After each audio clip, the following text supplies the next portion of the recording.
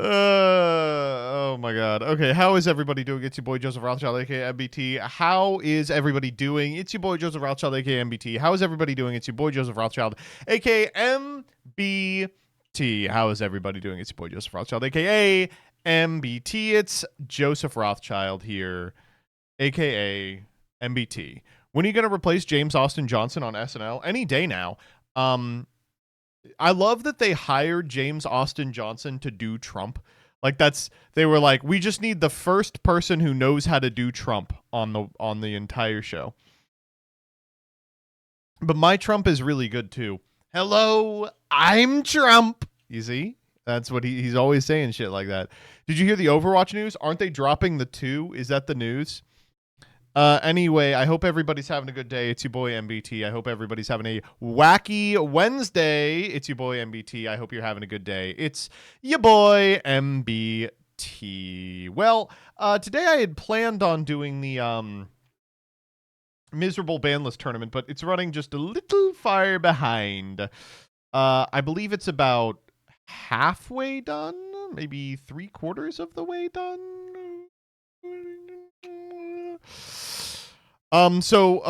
If everything goes as planned, we will be able to do it nearer to the end of the stream. But I mean, you know, that's a pipe dream. I'll be honest. Either way, it's definitely going to be up by Friday. Thursday stream? Not likely.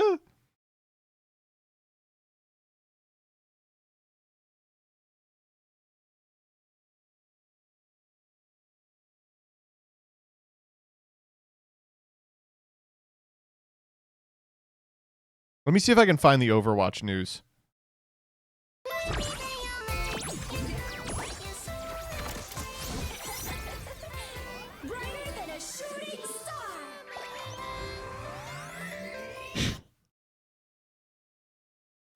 Damn, this whips. Do your worst, or I will.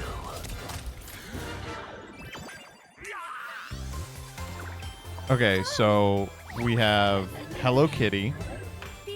We have Pom Pom Purin. I guess that's Cinema Roll? Yeah, sure. Okay, we've got My Melody.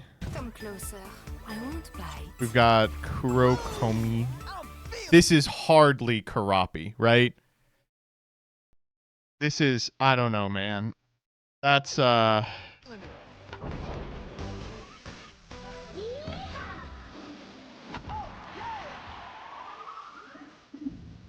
Prove your skill. I'm in the groove. why'd they make him whiter? Incredibile. I can't believe people still play Overwatch.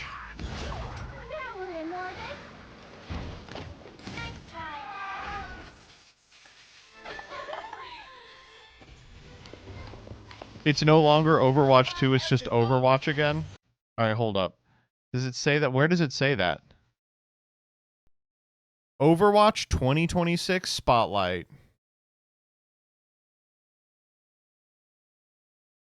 ASL Overwatch 2026 Spotlight.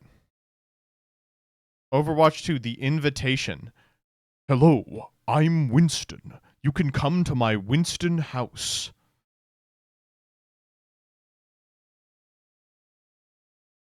Aren't they adding 5 new characters? Jesus. Yeah, 5 new heroes. For extra punch, toss out Emre's cyber frags. For extra punch, toss out Emre's cyber frags. Overwatch is the Master Duel of esports. Overwatch is the Overwatch of Overwatch. Here's the Overwatch announcement.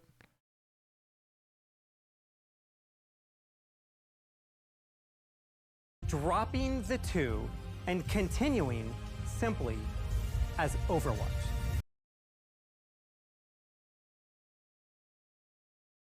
Okay.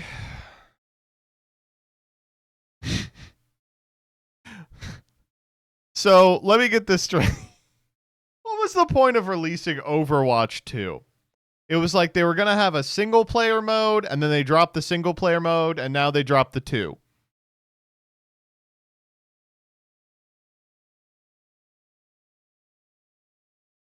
I also think of Overwatch when I drop the 2.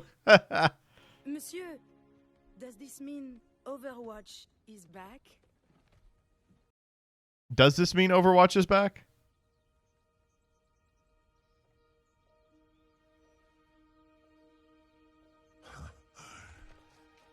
No. No. Maybe. Important related tweet. Oh, this is extremely important. All aboard the hype train. What the fuck? Dude. What's going on here? What? I just have to hope that they searched all aboard the hype train on Tenor and this showed up. What is Homestuck doing here?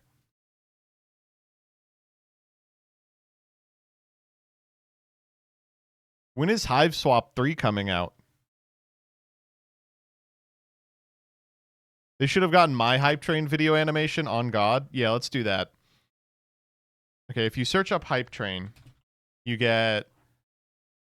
you kind of have to be looking for it, I'm going to be honest. Hype train... Oh, you get this guy. Hype train Adamata. It's okay, there's an easier way to get there. Ponies. Is it this one? This one right here? That's my roommates. Oh, okay, all right.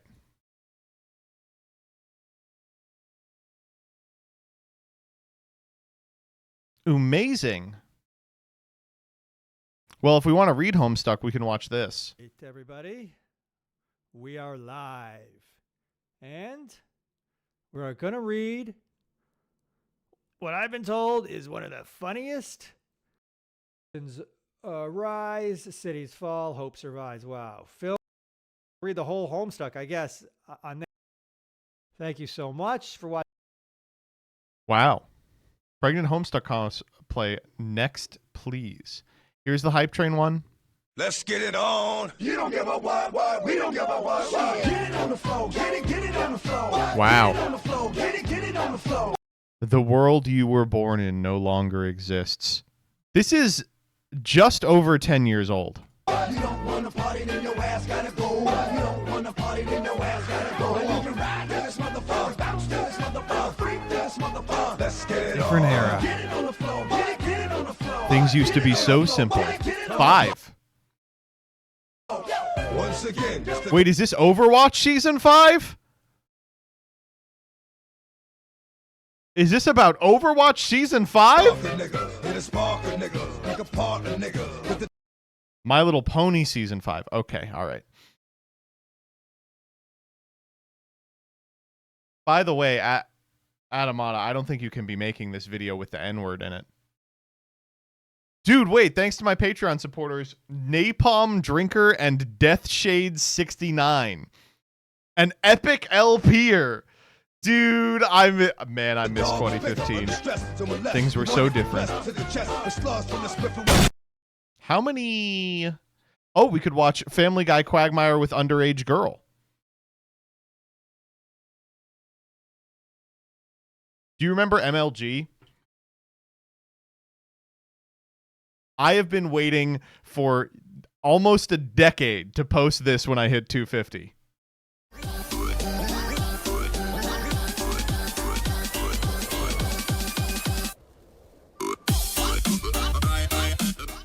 So guys, we did it. We reached a quarter of a million subscribers. 250,000 subscribers and still growing. The fact that we've reached this number in such a short amount of time is just phenomenal. I'm just amazed. Thank you all so much for supporting this channel and helping it grow. I love you guys. You guys are just awesome. I can't wait, dude. I cannot wait. Wait, is that Farfa? Yeah. How close am I? Let me check. We are 10K off. Okay, I'm just gonna get one, all right? It's just one. I hope this guy's doing okay. I'm sure he is. All right. That's enough fucking around. It's probably time for us to do a little bit of Yu-Ging. Am I right? And we're going to start with the Yu-Gi-Oh! That gets everyone to leave. We're going to play just a little bit of Genesis. He's streaming right now, by the way. Holy shit.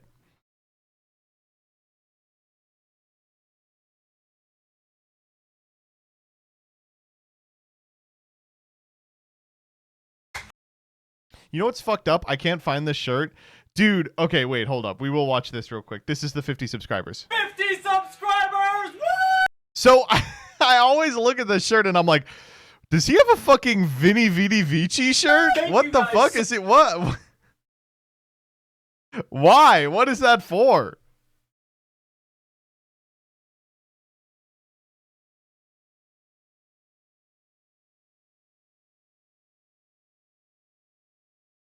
I can't find it anywhere.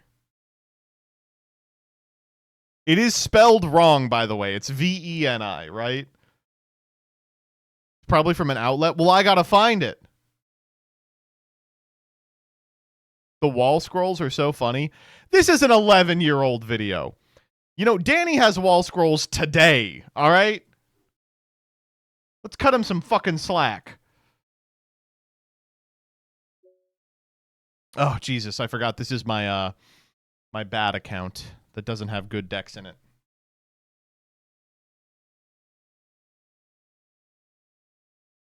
Damn.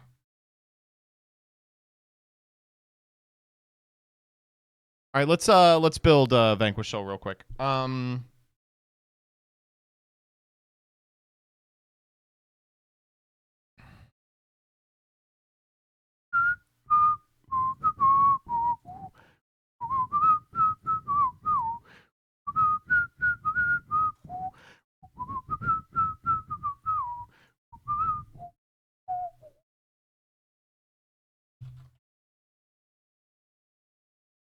So, guys, wow, this one is really bad. This one's also bad, but we can make it work. No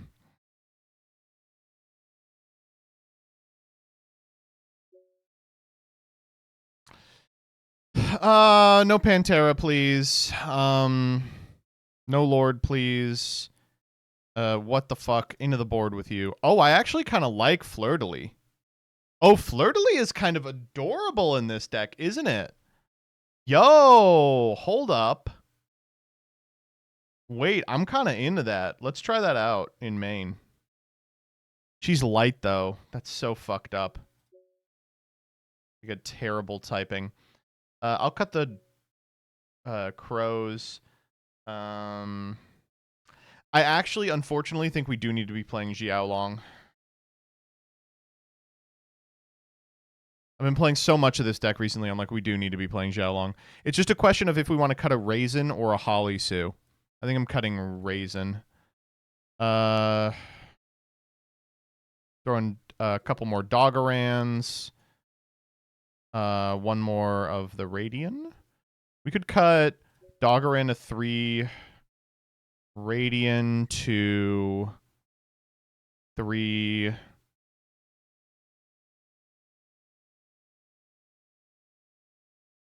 I don't know. We'll play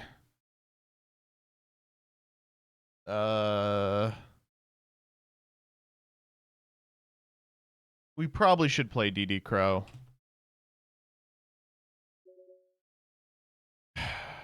Am I playing Skullmeister main? Certainly not. Trying to think what else I was playing main in the 1 version.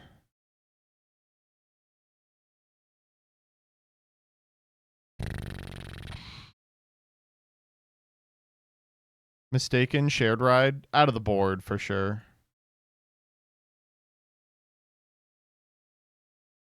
Alternatively, we could do this. We could cut Holly Sue, put back the Radian or the Raisin, and then play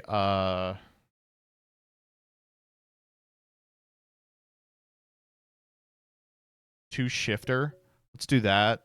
And then we have 2 points. Is there anything fun we can play for 2? We maybe should just play a second Vanquish Soul start. What's our...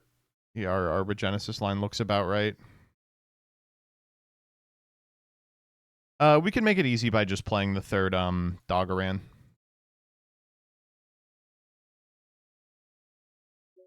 All right. What do we want to play out of... Oh, or we could drop the Emerald to play 1 3-point hand trap. Yeah, who's the funniest we could play? Ghost Ogre. Boom. Done. Okay. We don't need Dempsey. We don't need Hand. I'll take 2 rocks.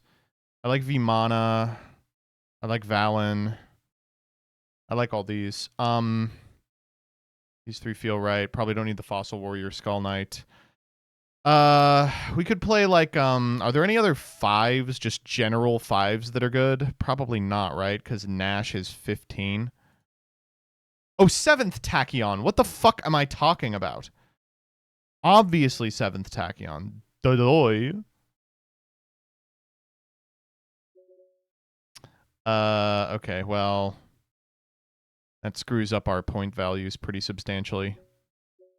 7, 6. We could play the second Holly Sue. There. 7th Tachyon requires Cestus and Giant Hand. And we can put the Emerald back. Sure, why not?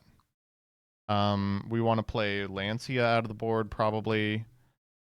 Ugh. I really don't like this Fleur-de-Lis. I don't like Skullmeister either. I think Vados is good, Slayer's good, Fleur-de-Lis is good. We play Lancia and maybe like Cosmic. Let's play Twin Twister. This deck just ends up with too many cards in hand a lot of the time. Wrong hand, you're right. Wait, what's the... Oh, that's not going to work. 106. Chaos 106. Come on. There we go. Giant red hand. My bad. Okay, 1 more slot in the extra. What do we want to play? Do we have enough big guys for Spell Card Soul Exchange? That's what I'm playing. I wanted to try out Dogmatica Fleur-de-Lis in that slot, but we can just play Spell Card Soul Exchange. This card is just insane.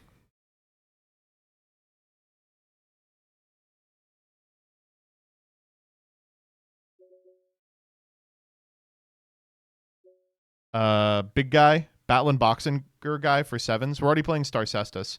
Oh, we can play, yeah.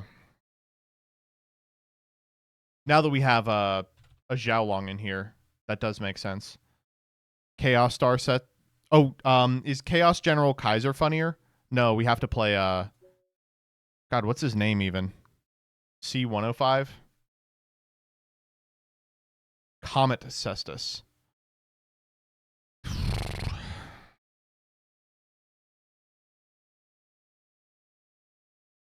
All right, now I know you motherfuckers want to hear the music.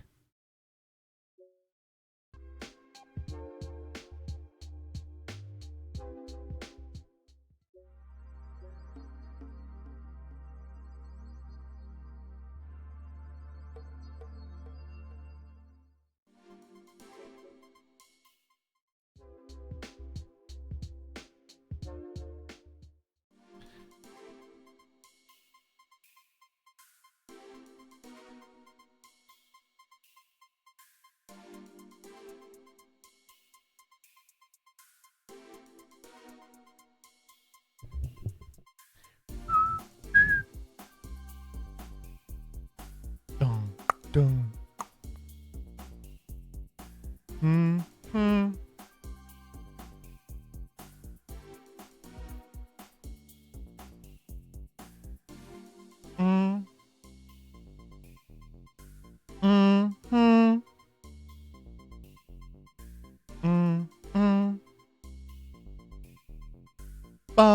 Bum. They're searching. They're like, who the fuck is online?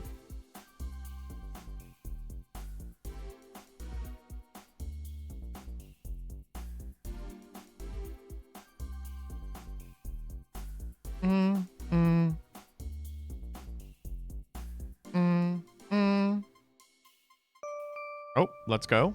We're playing against Duelist.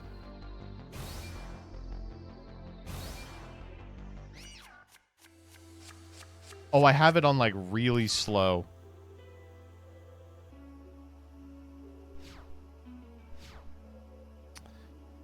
This hand fucking sucks. Are you kidding me?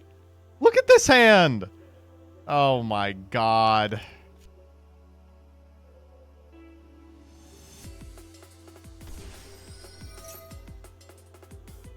Nice kaijus. Yeah.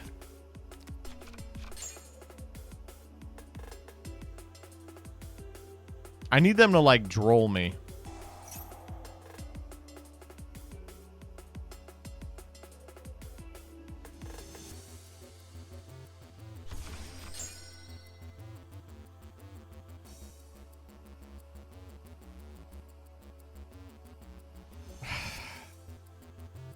I mean, it's not ideal.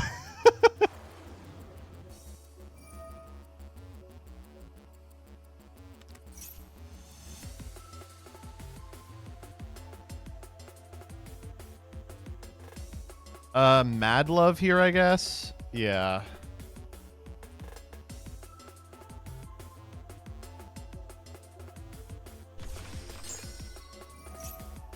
This should have been, Warrior, of course.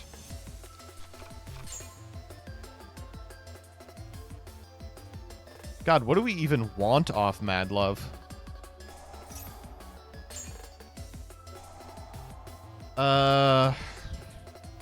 I mean, Caesar's on. Yeah, that's better than not having Caesar on. Why did I do that? I said Caesar's on. And then I summoned the guy that can't get Caesar. Why did I do that? Okay, that's fine. Well, do Borgar. Borgar, summon Raisin off Holly Sue, grab Caesar. It still works.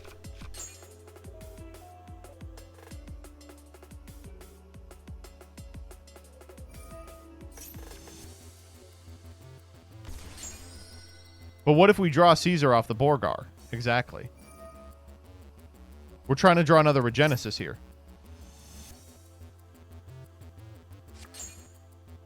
Well, that's another Borgar. Okay. That's still fine.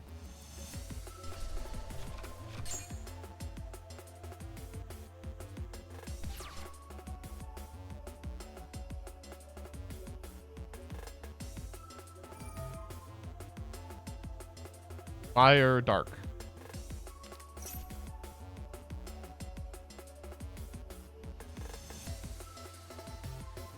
Raisin.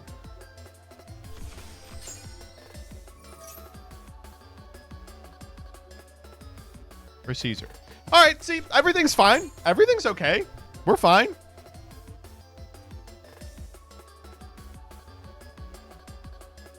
Draw a card off the Borgar. We'll show them the one they know.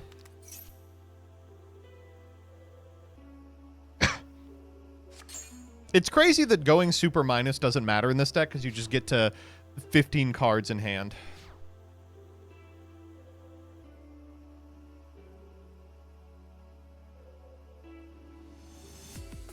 Okay. Well, we played it like shit and we opened poorly, but we still won. That's the Vanquish Soul experience. All right, going second, I think we're probably always going into Spell Card Soul Exchange. We didn't see about Ultimate Slayer. I think SC Soul Exchange is just so good in a vacuum. I can't pass it up. We pass up Snow Devil for that. I board out of that. Honestly, I think we can probably board out of the Crows. Was the Regenesis guy even online? He was not. I think the 7ths are kind of bad.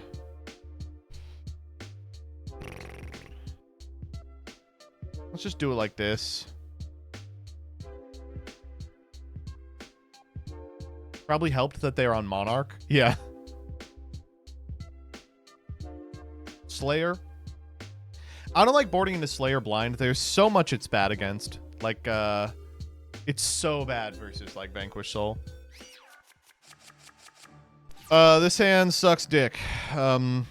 It's okay. It just doesn't do anything on my opponent's turn. Oh my god, I didn't realize the 0 card extra. Oh, fuck me. Oh, so it's Domain Monarch. Well, this is kind of interesting, isn't it?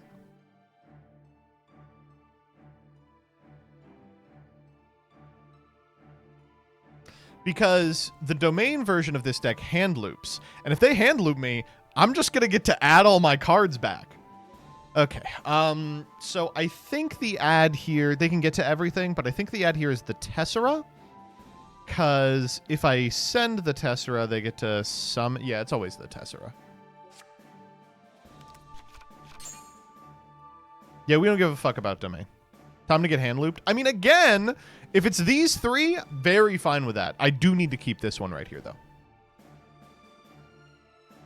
Thestalos is the only one that sends. Yes, but they play, I think, 2 Thestalos and then big Thestalos. Master plan. Okay?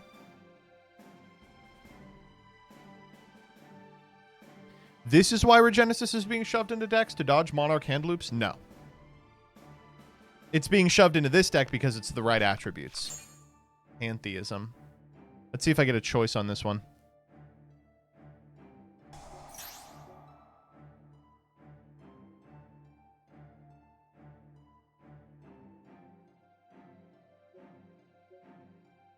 No.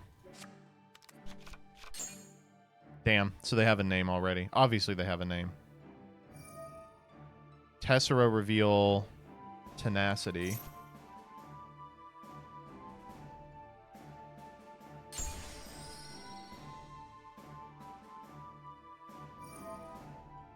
Erebus pitch tenacity?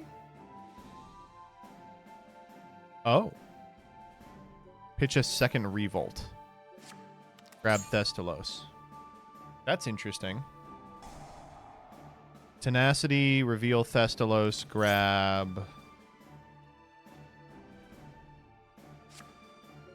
Domain? They've got to have a 1 tribute. Okay. This is an odd way to do it. So we go Domain, reveal Thestalos. Tribute over Tessera. That Tessera isn't even fire, man. All right. Come on. Hit one of my regens. If we have like an Erebus in hand as well, this could get kind of gnarly. But at present, I'm not super excited.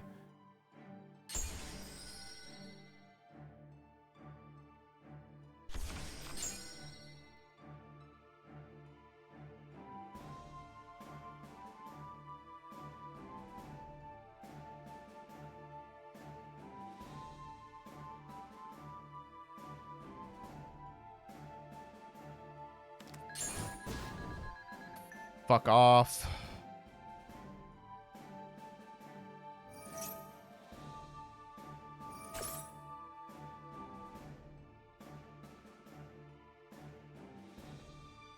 They grab Erebus here.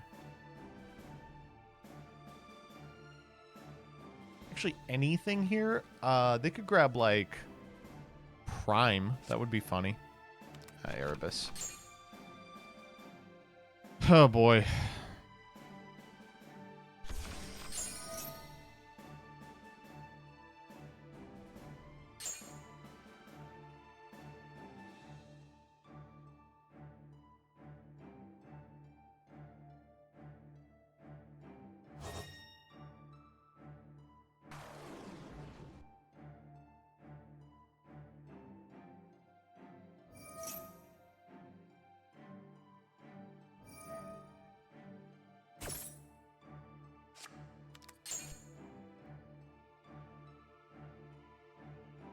One of the warriors would do me good here. Thank you.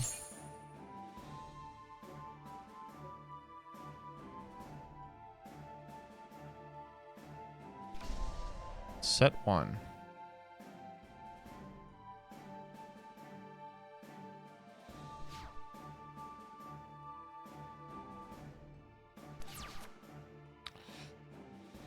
That's not bad. There's no way we're playing Caius. No, they are playing Caius.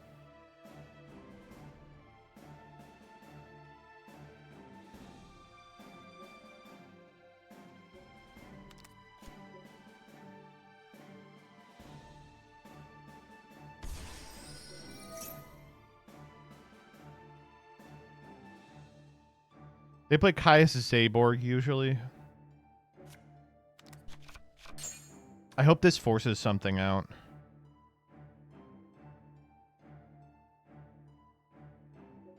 Guess not.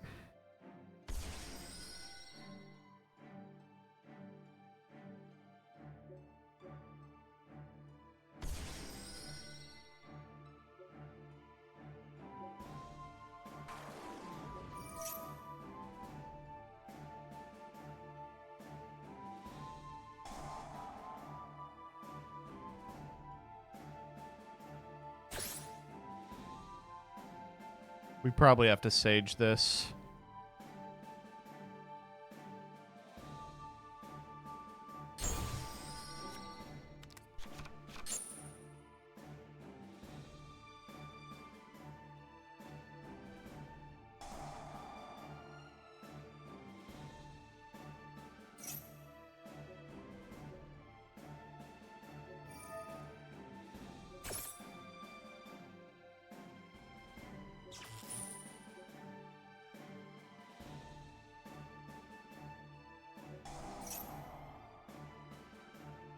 That better not be Cosmic Cyclone. Son of a bitch, dude. Alright, we lose.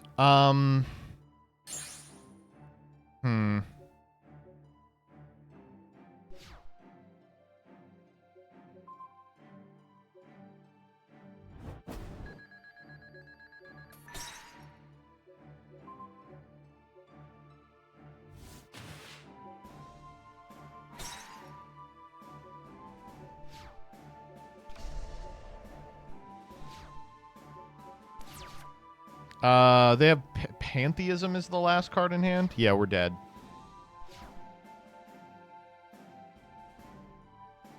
Maybe we can cut them off names if we negate the Erebus effect in Yard. God, that's miserable.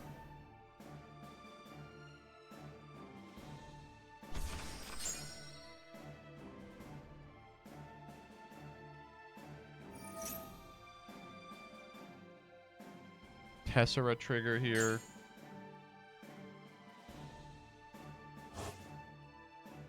They just natty have the third Erebus. Maybe I knew about that.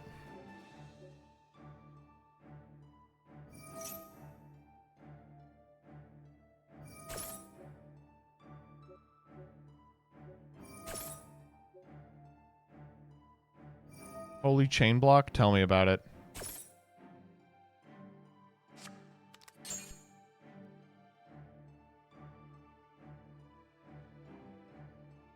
I think it's unlikely, but if they don't kill us here, we can, and we like top deck a Raisin, we could be into it.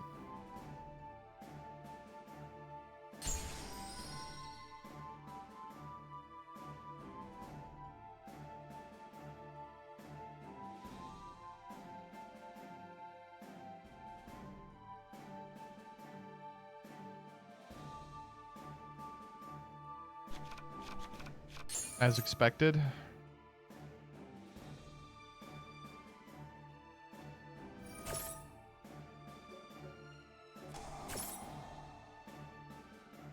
Code.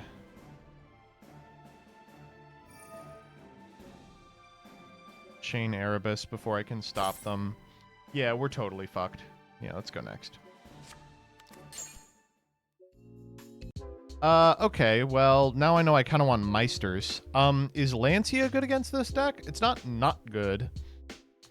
I think Solex obviously does nothing. Snow Devil comes back in, as do the Tachyons. Do I care about any of this? Probably the Lancia over, like, the Crow. Because the Crow's good. Yeah, I like this. Yeah, let's try this out. Twin? I don't think Twin's very good.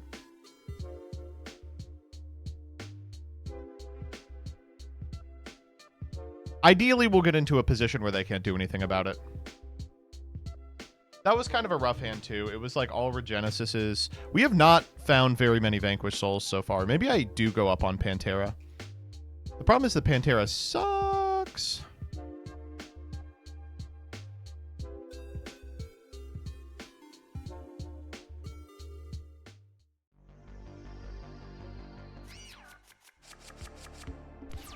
Wow, 2 guys. That's pretty good.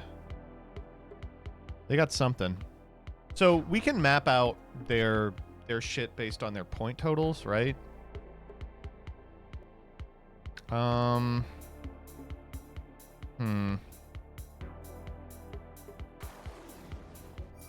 Mad Love Trigger here. Oh, please have like a Veiler.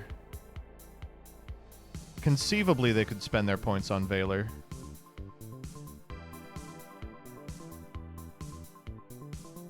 They're just hedging their bets about if I have a guy who can port out. They're pulling upstream to see if I have a guy who can port out. No, it doesn't work like that. Droll. 50 points on Domain, 25 on Droll. Maybe it's Fualos. Fualos would be fine. It is Ghost Ogre. Wow. That is a problem. That is a huge issue. Maybe we should have committed to code first. Yikes. No, you're fine. Well, draw our way out of it here. Oh, they have something else.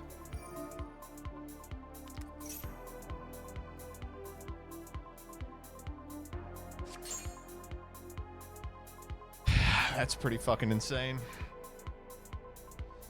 Wow, now we get to... I get to do this before...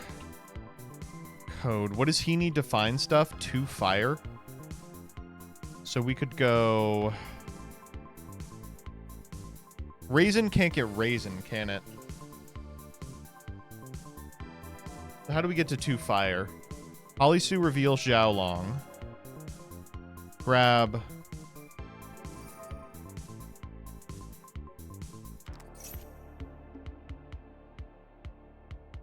Raisin can get Bouncer?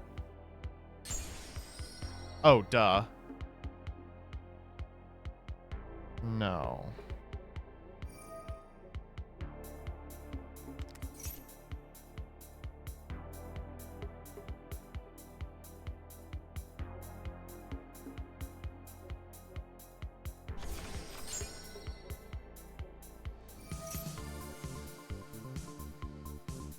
Caesar.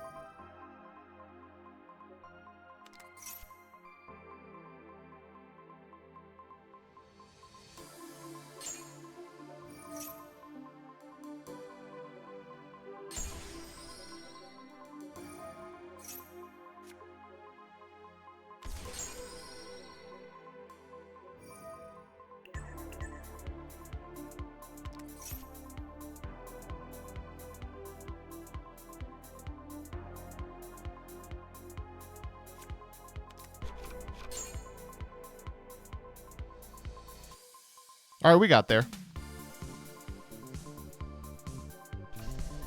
Now, just a question of if we want to... Oh, we coded. We can't overlay shit. All right, on our opponent's turn, we're going to go... Borgar, reveal our Dark. No Nibiru. Yeah, I was just kind of expecting Nibiru. That's unbelievable. Wow, that's fucking insane. Okay, well, now we can just wait in that case.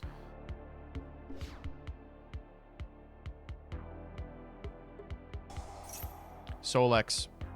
That's actually pretty interesting because I will also get to Solex.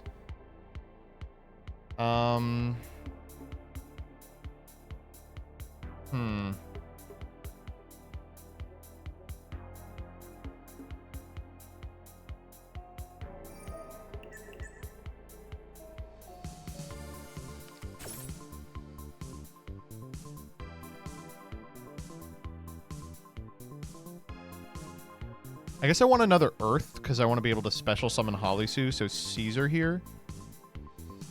Yeah. Then they tribute Caesar Halisu. And then I tribute... Well, it depends on what they bring out. But I probably tribute Warrior.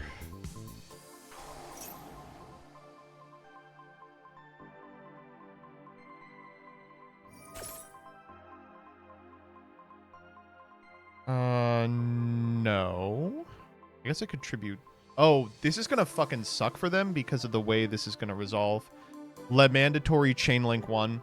Solex is such a weird fucking card. Because they grab... Yeah, they grab Eidos here, but I get to tribute it. I go Warrior here.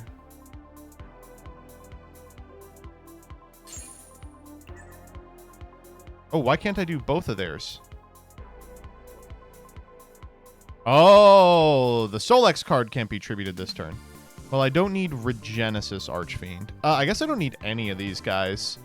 Jiaolong.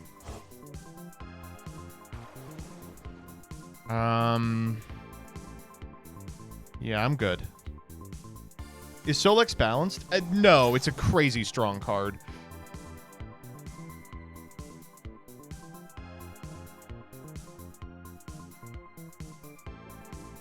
Obviously here. They just get another name because they haven't used their normal yet.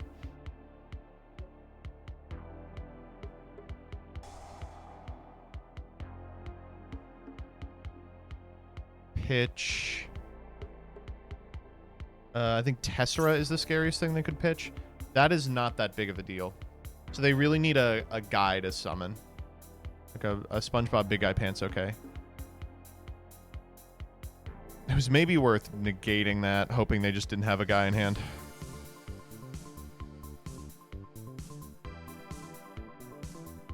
I guess it's possible. You can have Erebus, I think.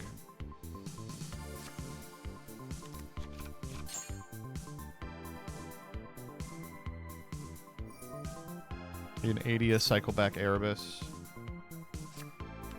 I guess it's possible we can keep them off of shit.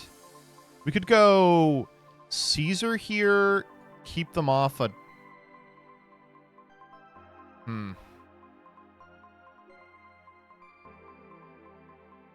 Ugh, already having access to Prime is such a big deal. We know half the hand. If they don't have any Squires, we win here. Fire and Earth and Dark. Okay.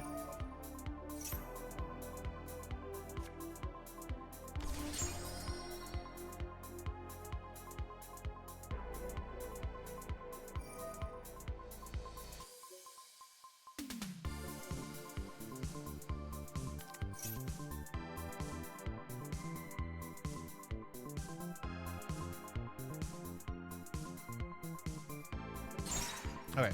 So now they need a Squire. It's Oh, they have one. Okay. Code. Grab Sage. And then they go Eidos mandatory trigger, or Tessera, and then we can contest the normal here. It is Eidos.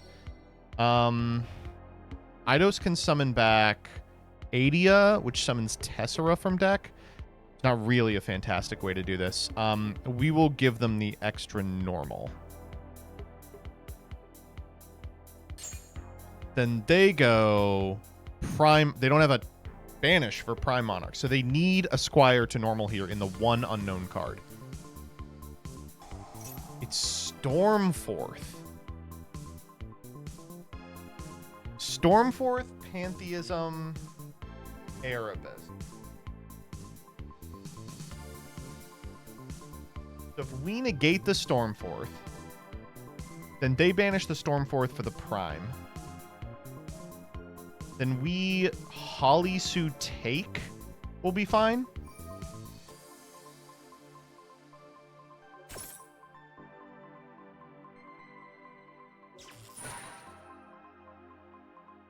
Then pop the field. Popping the field is bad because Eidos going to the grave gets them access to Adia, which gets them the squires necessary to deploy the Erebus from hand.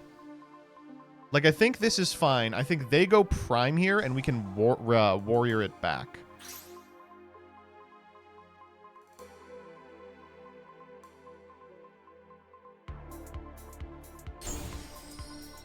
Okay. Why can't I activate warrior? You contribute 1... this card, then target a monster your opponent controls, return it to the hand. Why can I not... what? So, the monster summoned by Solex can't be tributed. Suck my fucking dick, dude.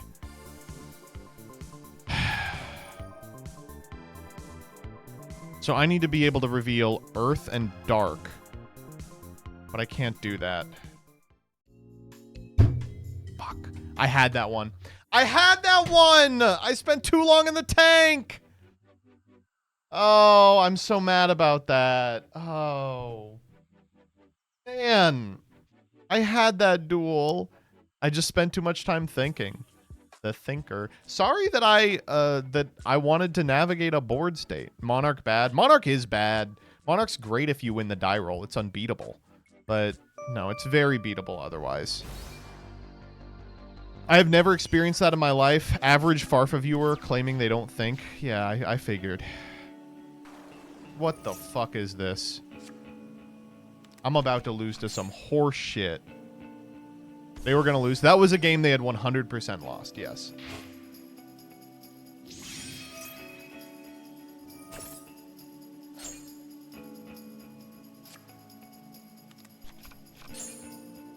No, that's fine.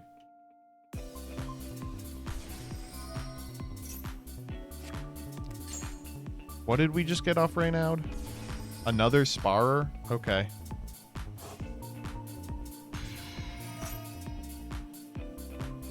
What the fuck?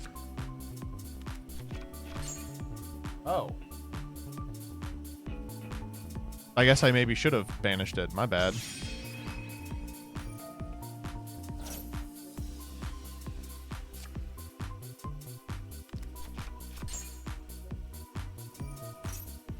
What?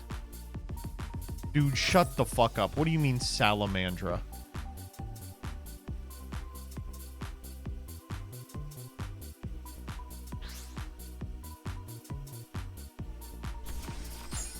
Okay. This is Peeps. This is a Peeps deck for sure. I don't know if I can beat this deck.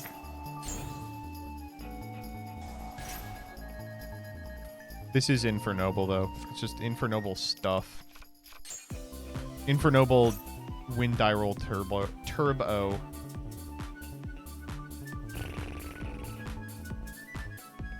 I mean, there's no way we can stop them.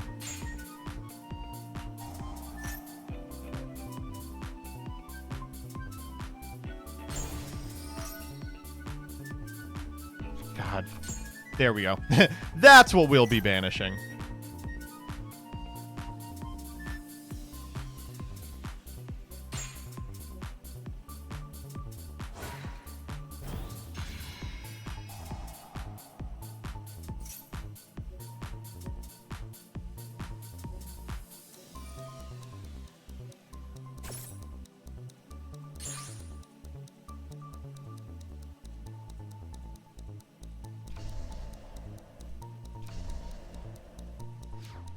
What do you mean set 2? Okay, so we gotta beat the pop and the suck. That's an interesting draw. Oh, we're going for it now. Okay. Well, I kind of like leading Mr. Archfiend.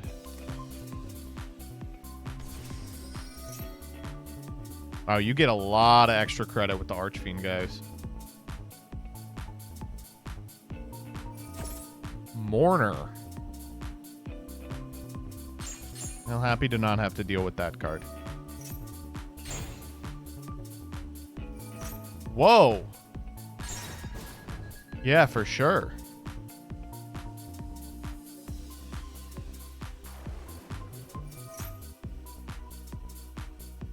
Raisin here.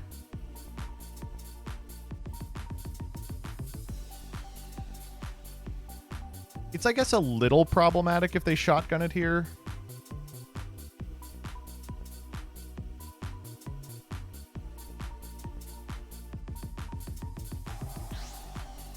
Yeah.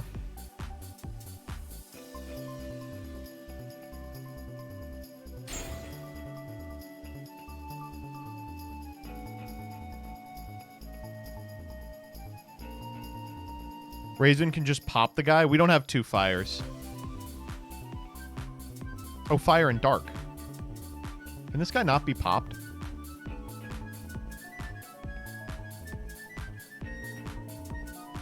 We'll grab Holly Sue.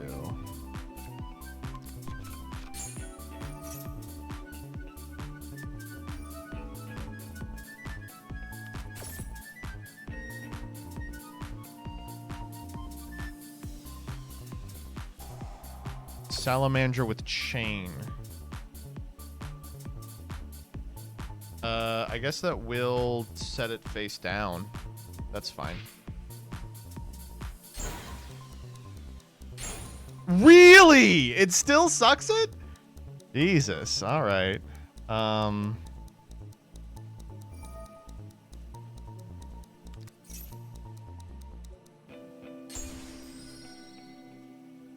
No. So what are we summoning here? Caesar Valleys doesn't do it. Raisin is once per turn. Mad Love for sure.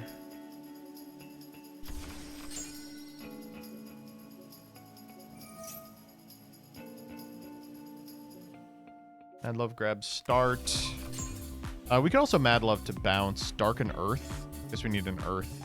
So we get Caesar off the start.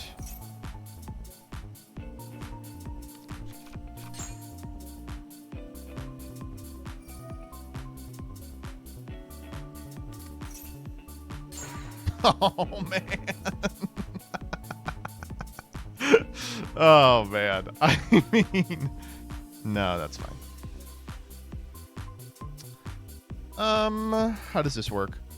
When this card is targeted for an effect, you can set a fire monster, banish the card within special. So we just don't attack her, is what I'm hearing.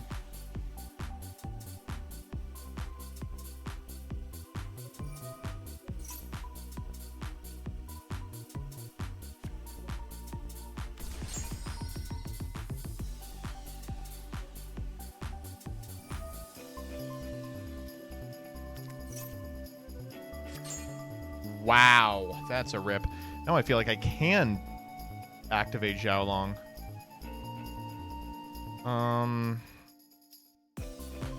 It'd be Xiaolong, bounce Holly Sue. No, I'm good.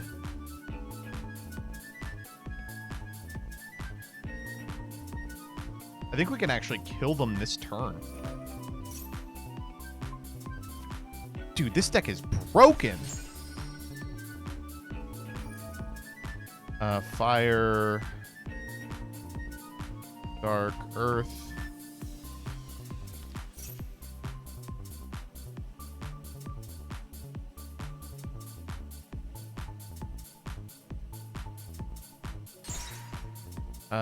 We could summon Xiaolong.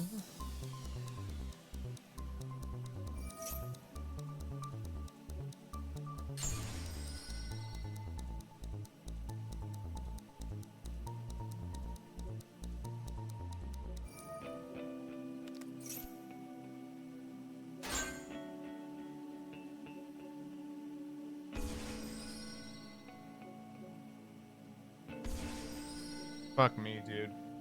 This guy can be destroyed by battle, right? Yeah.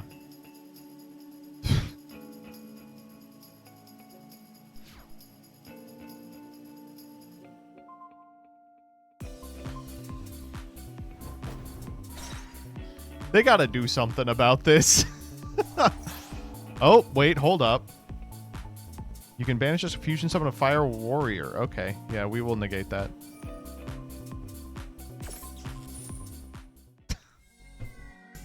Fuck me. Come on now. I think Soul X is good here. I kind of like Ult Slayer. I don't know what to take out. I think the 7th Tachyons are always pretty decent takeouts. Crow is not super impactful. I guess it stopped them from having a negate that time, so it was alright. I don't know. I like the whole damn deck. I never want to be boarding more than 3 cards in. Let's just play the Soul X's.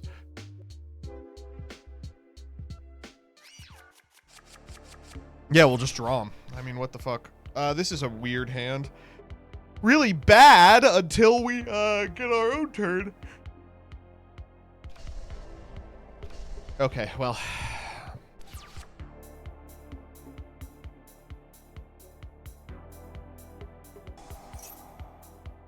We can contest the back row this way.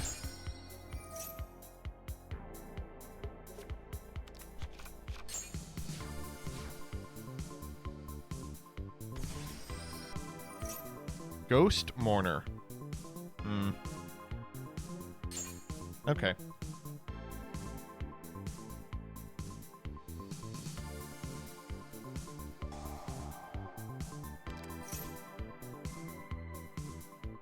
Well, this is lethal, so they will have to do something here.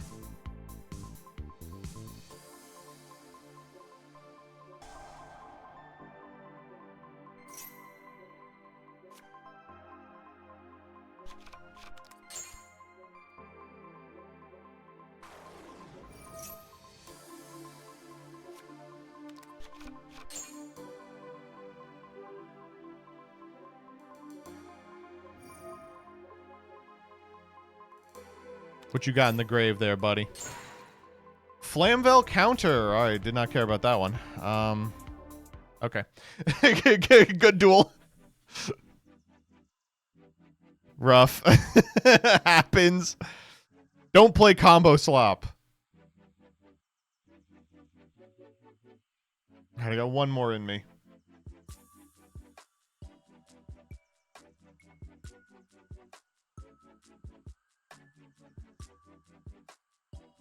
You're playing combo slop? This is mid-range. Actually, this is mid-range. My deck is mid-range.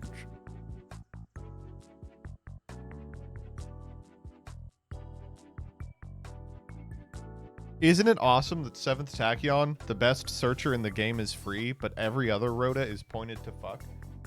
It is awesome, and also, like... Okay, hold up.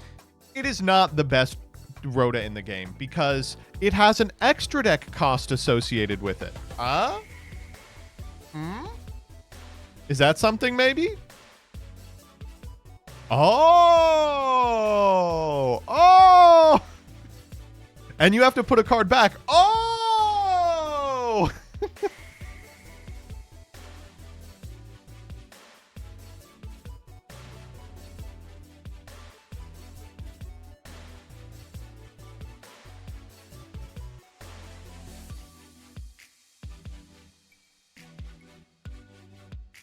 Okay, I want to ask you all about the Floridian iguanas.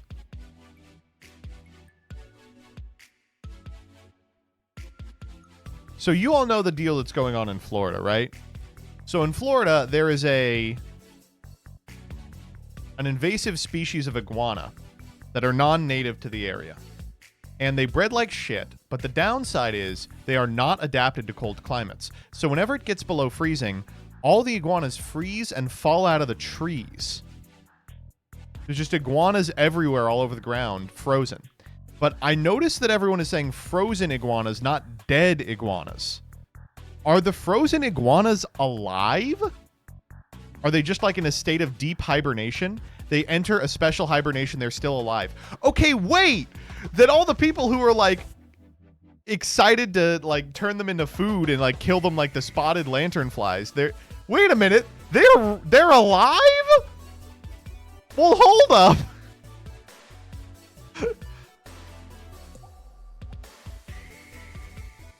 Well, that's fucked up. They're invasive here. I don't care.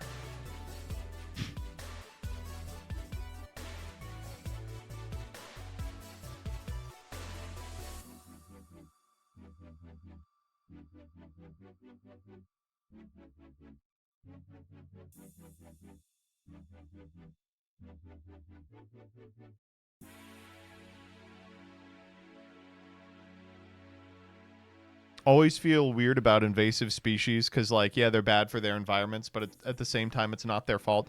That's my most toxic trait, is being, like, invasive. Like, I think people take too much glee in killing invasive species.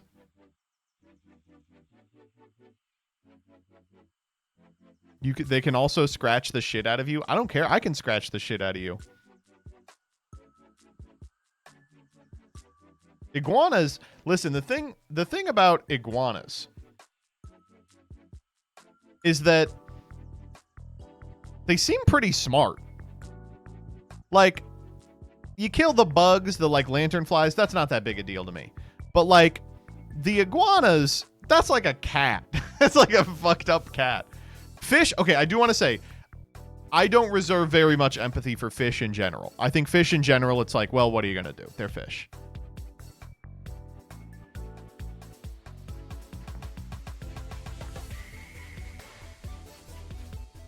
One of my friends had an iguana. He was chill. How long do they live? How long do iguana live? 15 to 20 years? Oh my God.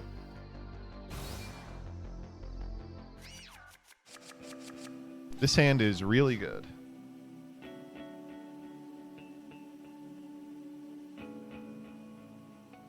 I wish Genesis queues are... Oh, fuck! See what table 1 is fucking Hanko Chow. Fuck me. And he's on this hand loop Monarch build. Alright, no problem. Well, I'm not going to get to use this Doggeran then. Fuck, yeah. The DD Crow's just going to get me an extra... I wonder if I gun the DD Crow... No, there's no way to do it. I'm like, what if I try and cut off access to... Jesus Christ. Oh, it's over. What if I try and cut off access to the free special off the Revolt, but that doesn't matter at all. Yeah. Here they get Eidos. Oh, fuck. They found the Garoom. Okay. Nothing I can do about this.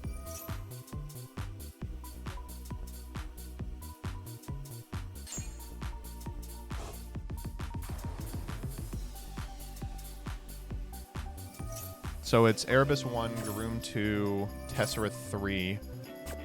I do get to crow the Eidos, which is not nothing. Oh, it is nothing, because they can fucking chain the Erebus. Suck my dick, dude.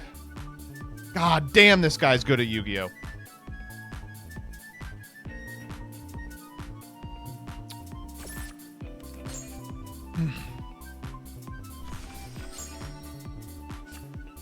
Mithra here, yeah. This is not the position you want to be in, obviously. Hand looped himself? Well... The important part here is that they don't get... Not getting the special does matter. Like, trading the activation of the Erebus for the Eidos in hand isn't nothing, because it means they can't get the Erebus from grave back. The Eidos has to go through an extra step of getting the Erebus. They're thinking about a chain here, because it's 80-1. Would they grab Raisin? That's fine, we had 2 normals. Eidos trigger here. This gets Erebus, and then they go get Thestalos. Am I going to get 3 cards in hand on my turn? That's not nothing. Pantheism for Tenacity, Tenacity, Tenacity. Trying to follow here, yeah. Tenacity can go grab Domain. I wonder if they grab Domain in the dark. Kind of a tough question. There's a lot of other shit they could be grabbing, too. What if he's on the trap? Surely not. Strike. This is a Honko innovation.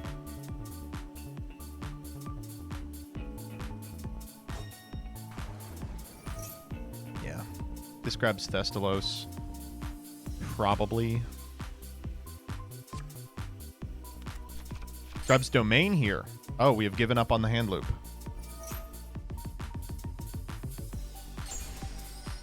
Token. Makes it a fire. Gee, I wonder why. Master plan. Target my fire monster. Go grab Thestalos. Alright, what's the scariest shit we can get here? Losing the Mad Love? Okay, code's rough, but not the end of the world.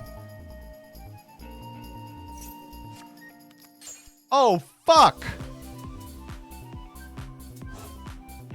Erebus isn't once per turn. Why did I think Erebus was once per turn? I mean, we've kept the best card in our hand, but God knows if it'll work. I don't think we can beat Strike. 2-card hand versus 1 negate. That's a pretty good draw. Fuck. God, I wish you weren't dark. Okay.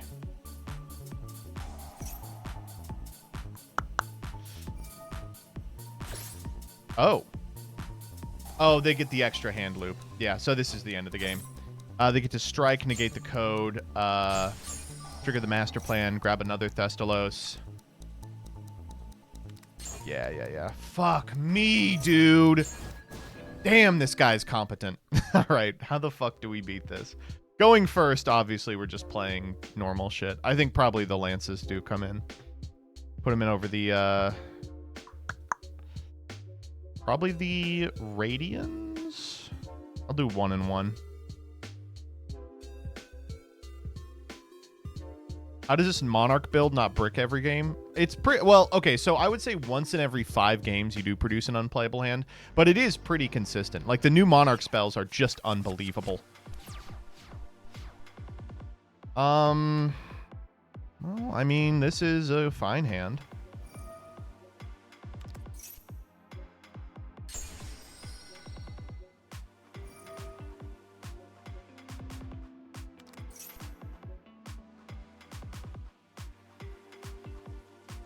Mad Love. The field spell.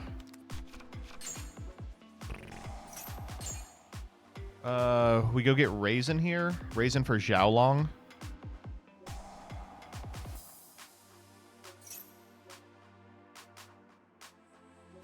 Raisin for...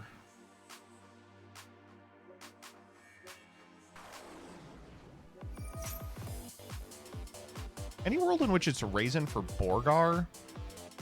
Raisin for Borgar bounce the Raisin?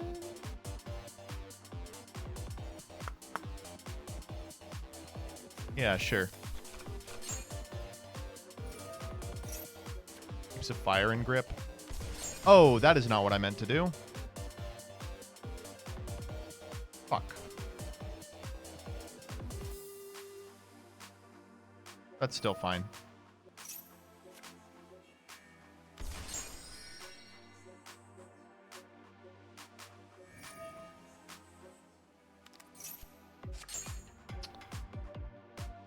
That's interesting. Damn, I can't go get Lancia. Can I? What's the Lancia target? It's the Ragna Zero Chaos guy.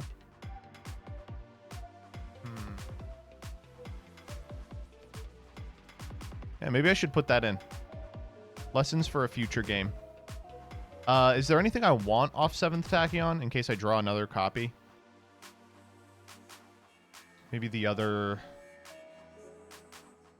I don't think so. The other Holly Sue, perhaps.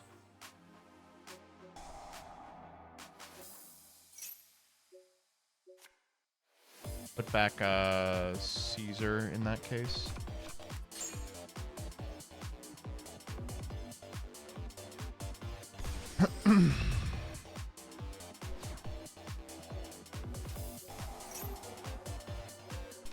All right. Well, if anyone can break it, it's Honko.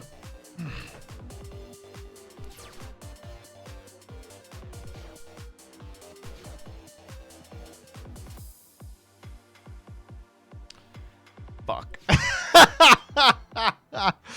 Oh, son of a bitch.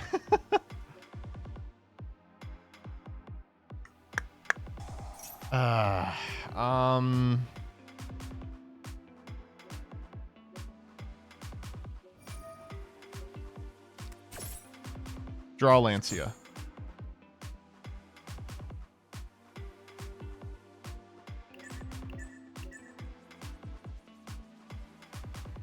Maybe I should have fired Snow Devil just to do 16. I think I want to keep Snow Devil is the problem.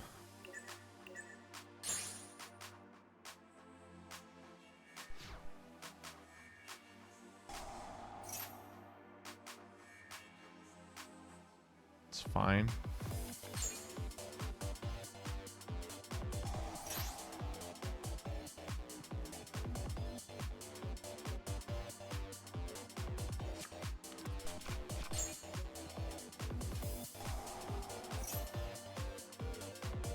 Disastrous.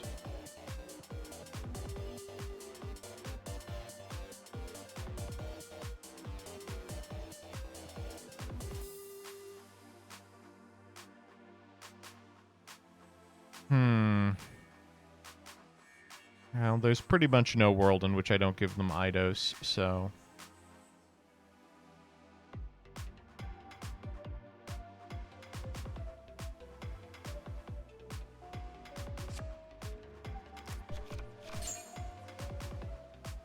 That was the world. I give them Tessera.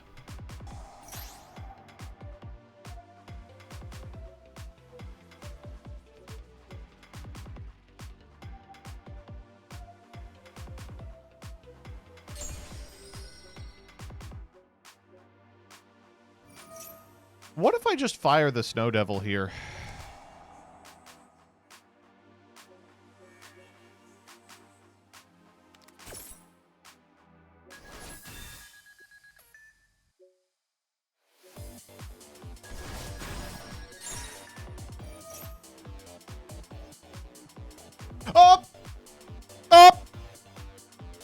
I said no.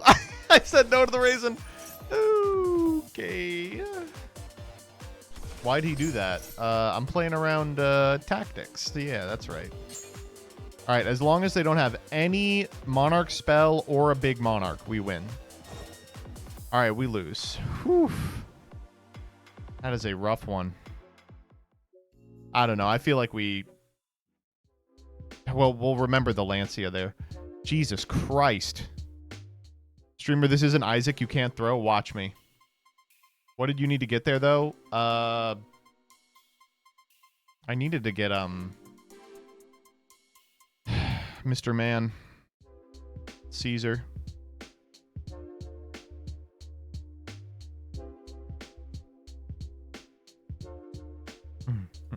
Let's check the challenge.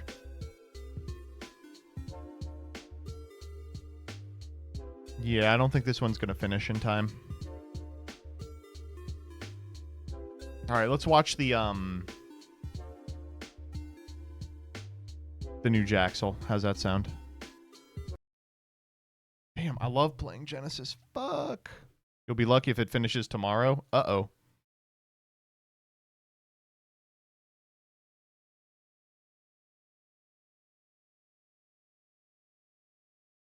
Burst Protocol releases on February 6th.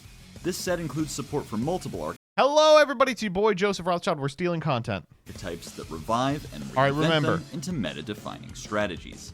We are I'm not Jaxel just... MS, and I know everything because they pay me to. We are not just watching the video here.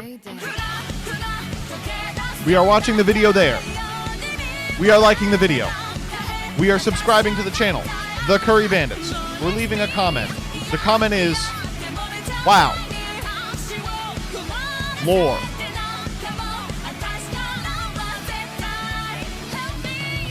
But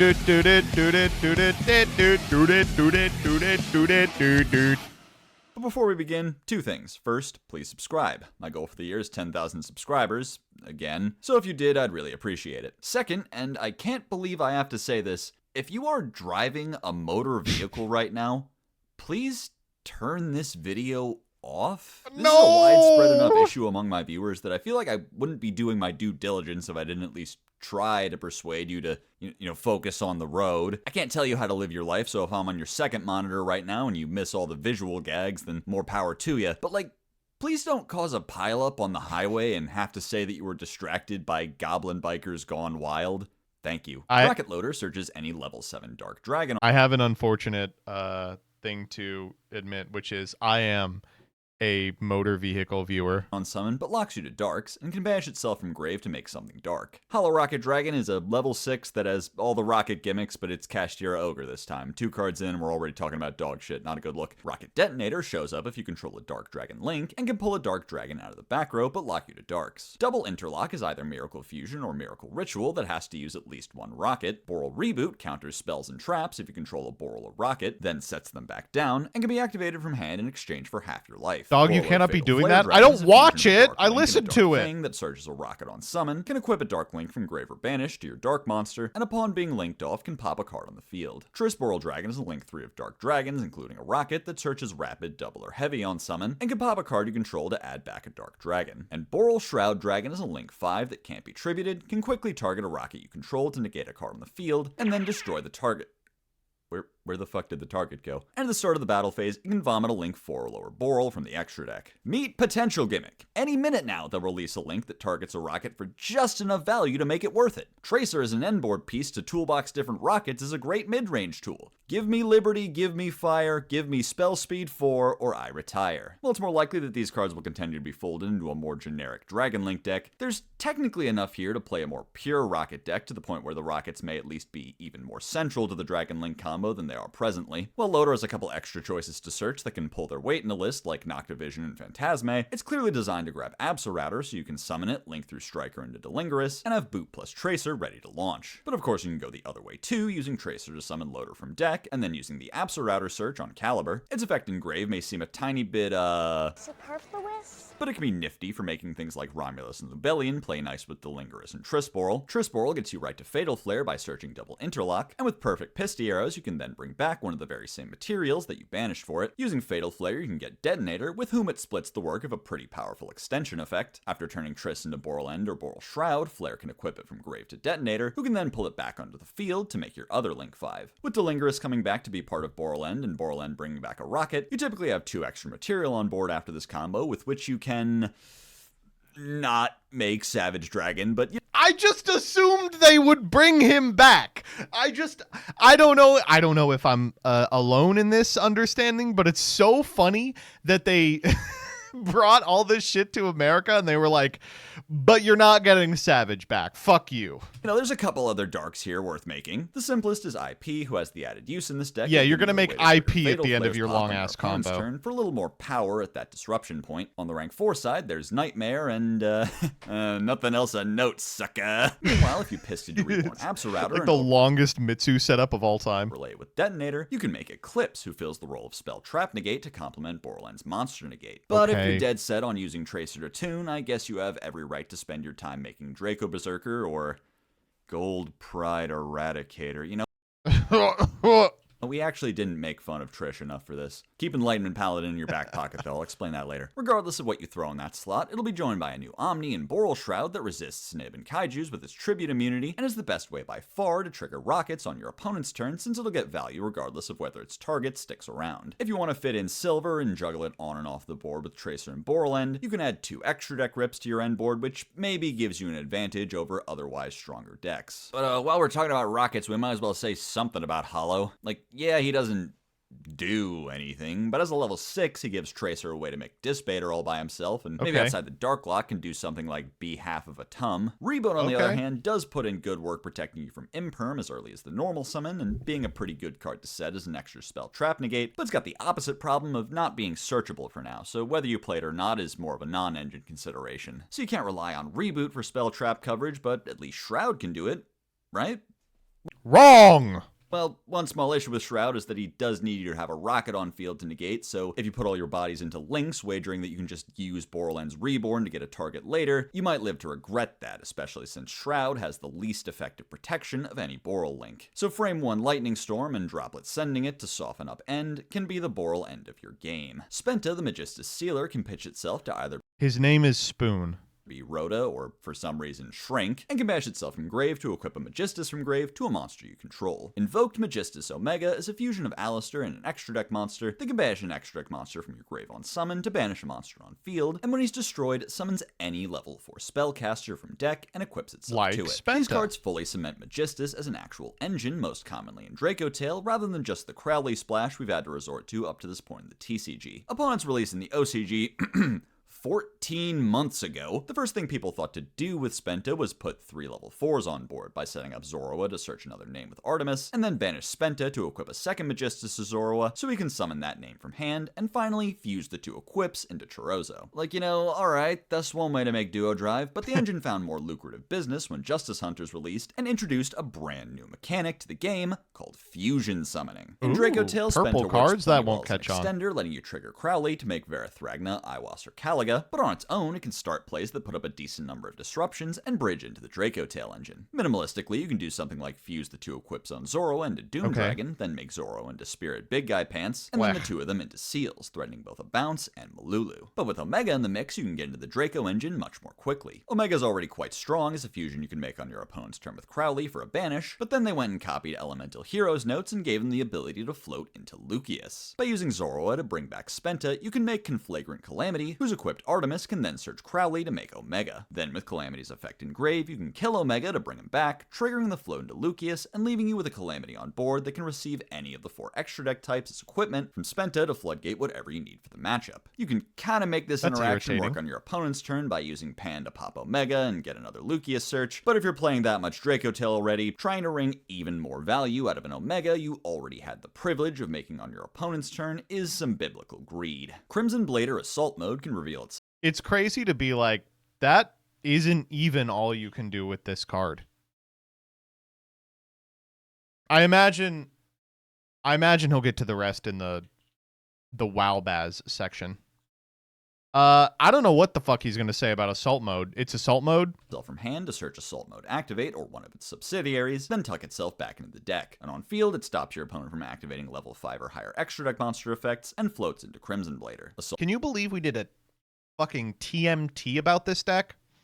Lich is a level 4 zombie tuner that can be treated as a non-tuner. Reborn's a monster that mentions Assault Mode on summon, and when used as Synchro Material, searches Slash or Counter. Junk Warrior Assault Mode is unaffected by your opponent's activated effects, gains a bar for every Assault Mode you control, deals double battle damage, and floats into Junk Warrior. Dual Evolution Assault Zone is a field spell that can search a monster with a special defense boost on activation, protects Assault Mode monsters from destruction on the turn they're summoned, and can pay 2k to let you tribute a monster from extra deck for Assault Mode activate this turn. And Nightwing Cleric sets an Ice Cream on summon that you can activate this turn, and can pitch a card to search or summon a monster that mentions Assault Mode activate from deck, but locks you to Synchros. Okay, so first of all, I know, it's Assault Mode. But these cards actually give you a respectable level of consistency to get the most that the deck has to offer. And once again, I know, it's Assault Mode. It is Zone Assault and Mode. Blader both give you 3 more ways to find Reflector, and with Reflector, instead of having to go straight into Stardust or making the late Great Magical Dragon, you now can make Cleric, who extends your plays even Cleric's further insane. without getting in the way of getting to Stardust Assault Mode. With the combination of Cleric letting you go Beast Mode turn 1, and Zone letting you Tribute straight from the extra, you can set up Stardust Assault Mode before even the 5th summon, while preserving the 8 stars of material you put into Cleric. Then with her second effect, you can summon Mr. Lich, letting you make a second Stardust to tribute over the Assault Mode you searched earlier with Beast, and search either the Omni Negate Counter Trap or Torrential Tribute. But once again,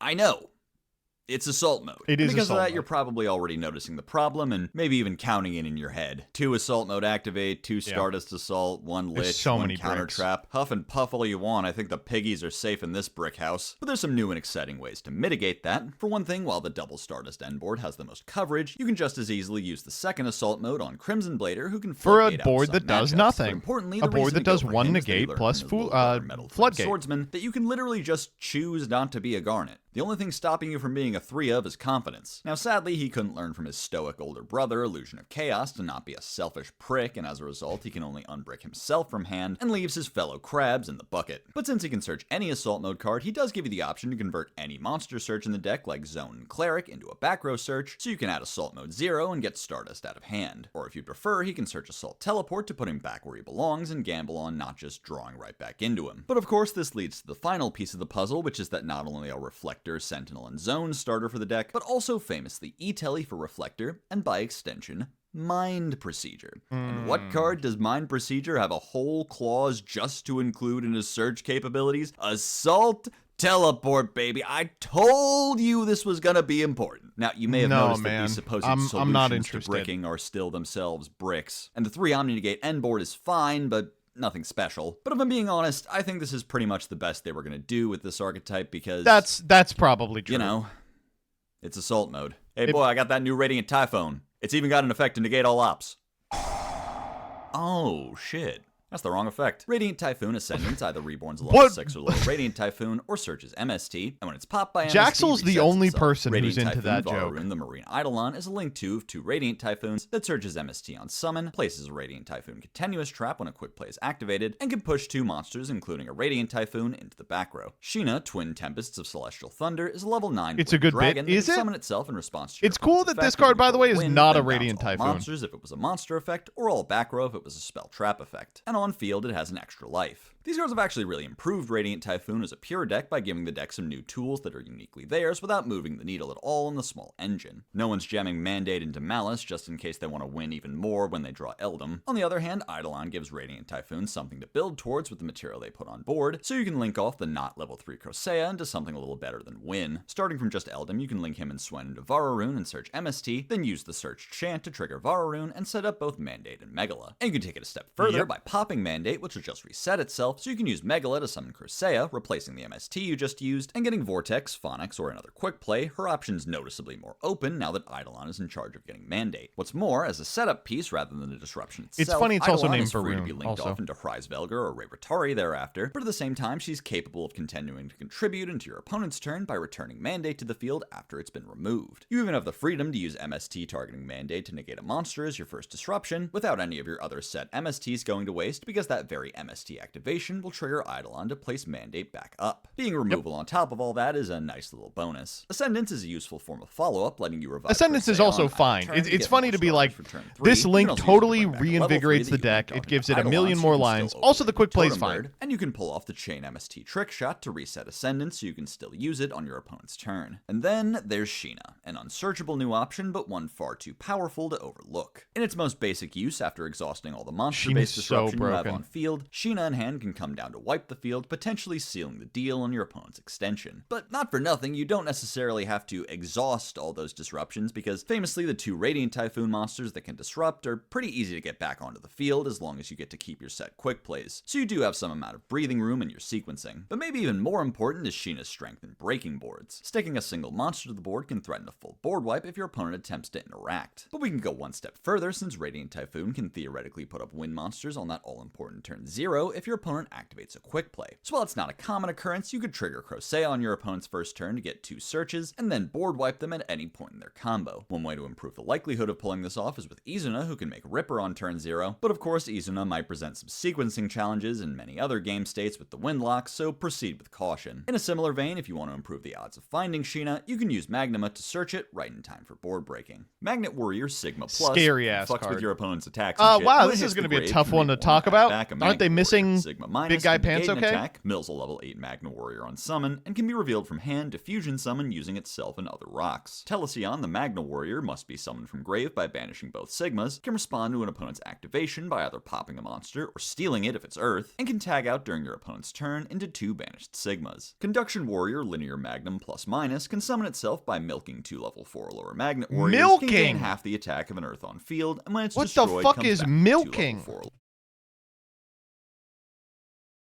Milking. Magnet Warriors can gain half the attack of an Earth The on circular field, and when it's effect? destroyed, comes back to hand. Magnet Bonding is 3 Yu-Gi-Oh cards again. It searches a Magnet Warrior or Linear Magnum, searches a level 8 Magna Warrior, and fusion summons a rock by shuffling rocks back from anywhere. Flux Oxenfeld is a fusion of a level 5 or higher Earth and his rock, name is summons a Flux rock from hand or Oxenfeld. grave on summon, and can quick bounce an Earth you control and a card your opponent controls. And Conduction Knight Plasma Magnum is a fusion of 2 Earth rocks that makes everyone Earth, searches a Magnet Normal quick play or field spell on summon, and milks a level 8 Magna Warrior Milks. to extra normal a Magnet Warrior. Milks. Alright, I'm gonna cut you a deal. I didn't think Magnum was gonna be in this set because everything else in this fuck-ass GX set, as well as fellow Singleton Magnet support card Omega Plus, are confirmed for Maze. Although I did think it was gonna be weird as shit printing a card that says search a card that doesn't exist, so maybe my fault, but actually this guy's fault because I asked him. So here's what's gonna happen. I'm gonna move on, and we'll circle back to this next time on Dragon Ball Z. And in that video, you'll get a nice, big, long Magnet Warrior segment that goes over everything up to and including Omega Plus.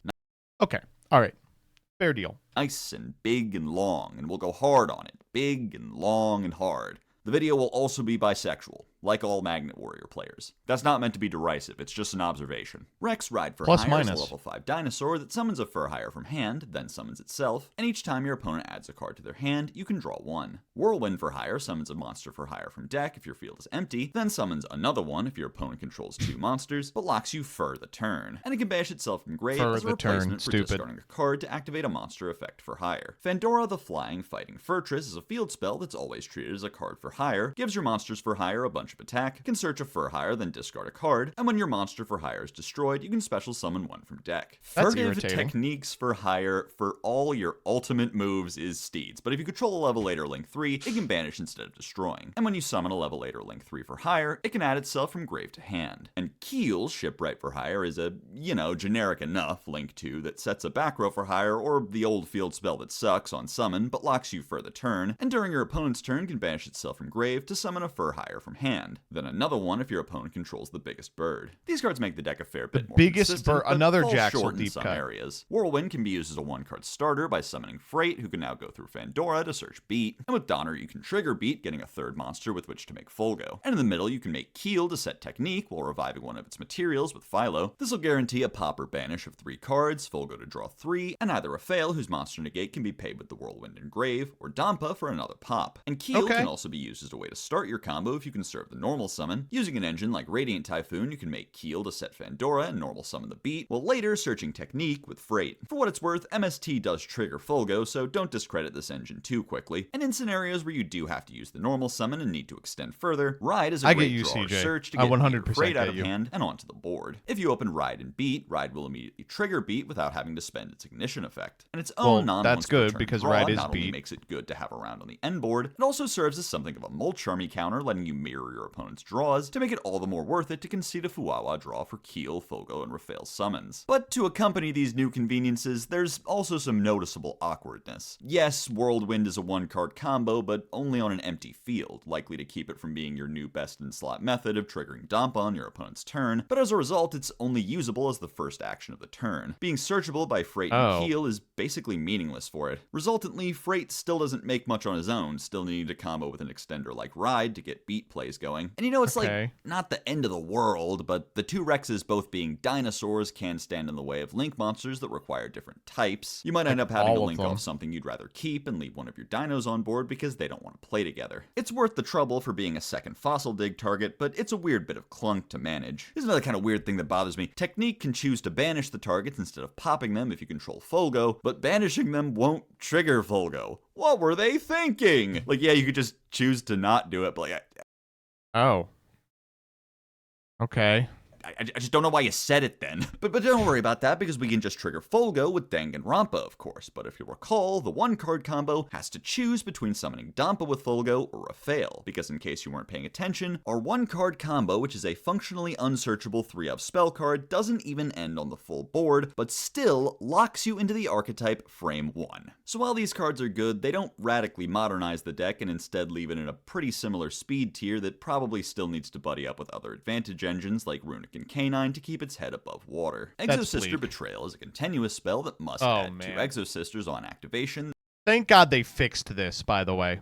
then pitch a card, can extra normal an Exosister whose name is mentioned on one you control, and when a monster hits your opponent's grave, you can make them banish it. Exosister Carmel is a rank 4 of 2 sisters that sets an Exosister spell trap during the end phase of the turn it was summoned, and can detach all its materials to replace the effect of a monster or normal spell or trap, with making your opponent touch your grave. So right off the bat, Betrayal fixes Exosister's most glaring issue, They say betrayal touched the grave. That's why Martha quiet. that being its lack of starters. With Betrayal turning Michaelis into 2 searches, you can grab Stella and something to summon with it, like Sophia, and immediately make a second material for Magnifica. This finally makes broke, useless bucktooth bum Martha into a 1-card What the starter. fuck? and by Martha was extension fine. Pax, while You did also have to making draw Betrayal another card. itself a starter that by default searches an extender, like a para with the discard flipped around. And on top of the second search, its other 2 effects give you extra means of extension, like being able to extra normal as Stella if you control Ellis, or Roandry, thank you for the 5! Good jobs. If you're eating one dodge and shot to symbolize that. forcing your opponent to banish the ash they just used on you, so you can kiss Costume Change's sister for a cheap Xyz. The banish effect is of course a good bonus on an end board, letting you crow something like a Lurry the moment it hits the grave, without even needing any particular board state. The effect is so generic, you'd theoretically be able to use it in literally any deck were it not for the mandatory search gatekeeping it from hitting the board. But of course the much bigger addition to your end board is Carmel. Even in the most modest lines, wherein she'll have to be half of a Magnifica, searching a back row gives you a new way to guarantee Returnia now that Michaelis will frequently be preoccupied getting Betrayal. And with Returnia, you have the option to end on Michaelis and Carmel, use her functional negate, and then use Returnia's quick Xyz mode to make Magnifica. Goes without saying that making your opponent give you back a card from your grave triggers sisters and usually gives you a bit of follow-up, but the strongest Why is use she case evil? for it She's is not under evil. She's Shifter, the only since one Shifter who's will good. always be the only card in grave they can choose to give you back, letting you loop it for next turn. And what's more, Carmel can even be used to protect you from Nibiru if you have the materials to make it early enough. With Martha and an extender like Sayori Hime, you can make Carmel first, then stall the mats to make 2 more rank 4 sisters next to it, so you can make the full board without fear of losing it all. Where the deck still falters is playing into a board when most of your options for extensions need names to stick to the field. And like most of the deck's problems, this is not at all helped by Martha, who locks you out of so many options that the deck has resorted to playing Moneyball with spirit monsters for extension. And sadly, they can't print a card that just makes the lock go away. But even though this support can't unfuck the Thanksgiving turkey, it does at least make the deck actually feel somewhat modern, all things considered. Rescue Ace Quick Attacker can summon itself by shuffling. Hey, you want to know something funny? I just noticed I uploaded the wrong version of this video.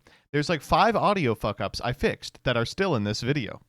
Classic. Back another ace from hand or field, and contribute itself to search a rescue ace, then summon it if only your opponent controls a monster, but lock you to fires. Arbitrator is a What could he possibly say about these cards, by the way? These cards are a fucking joke. They are an insult.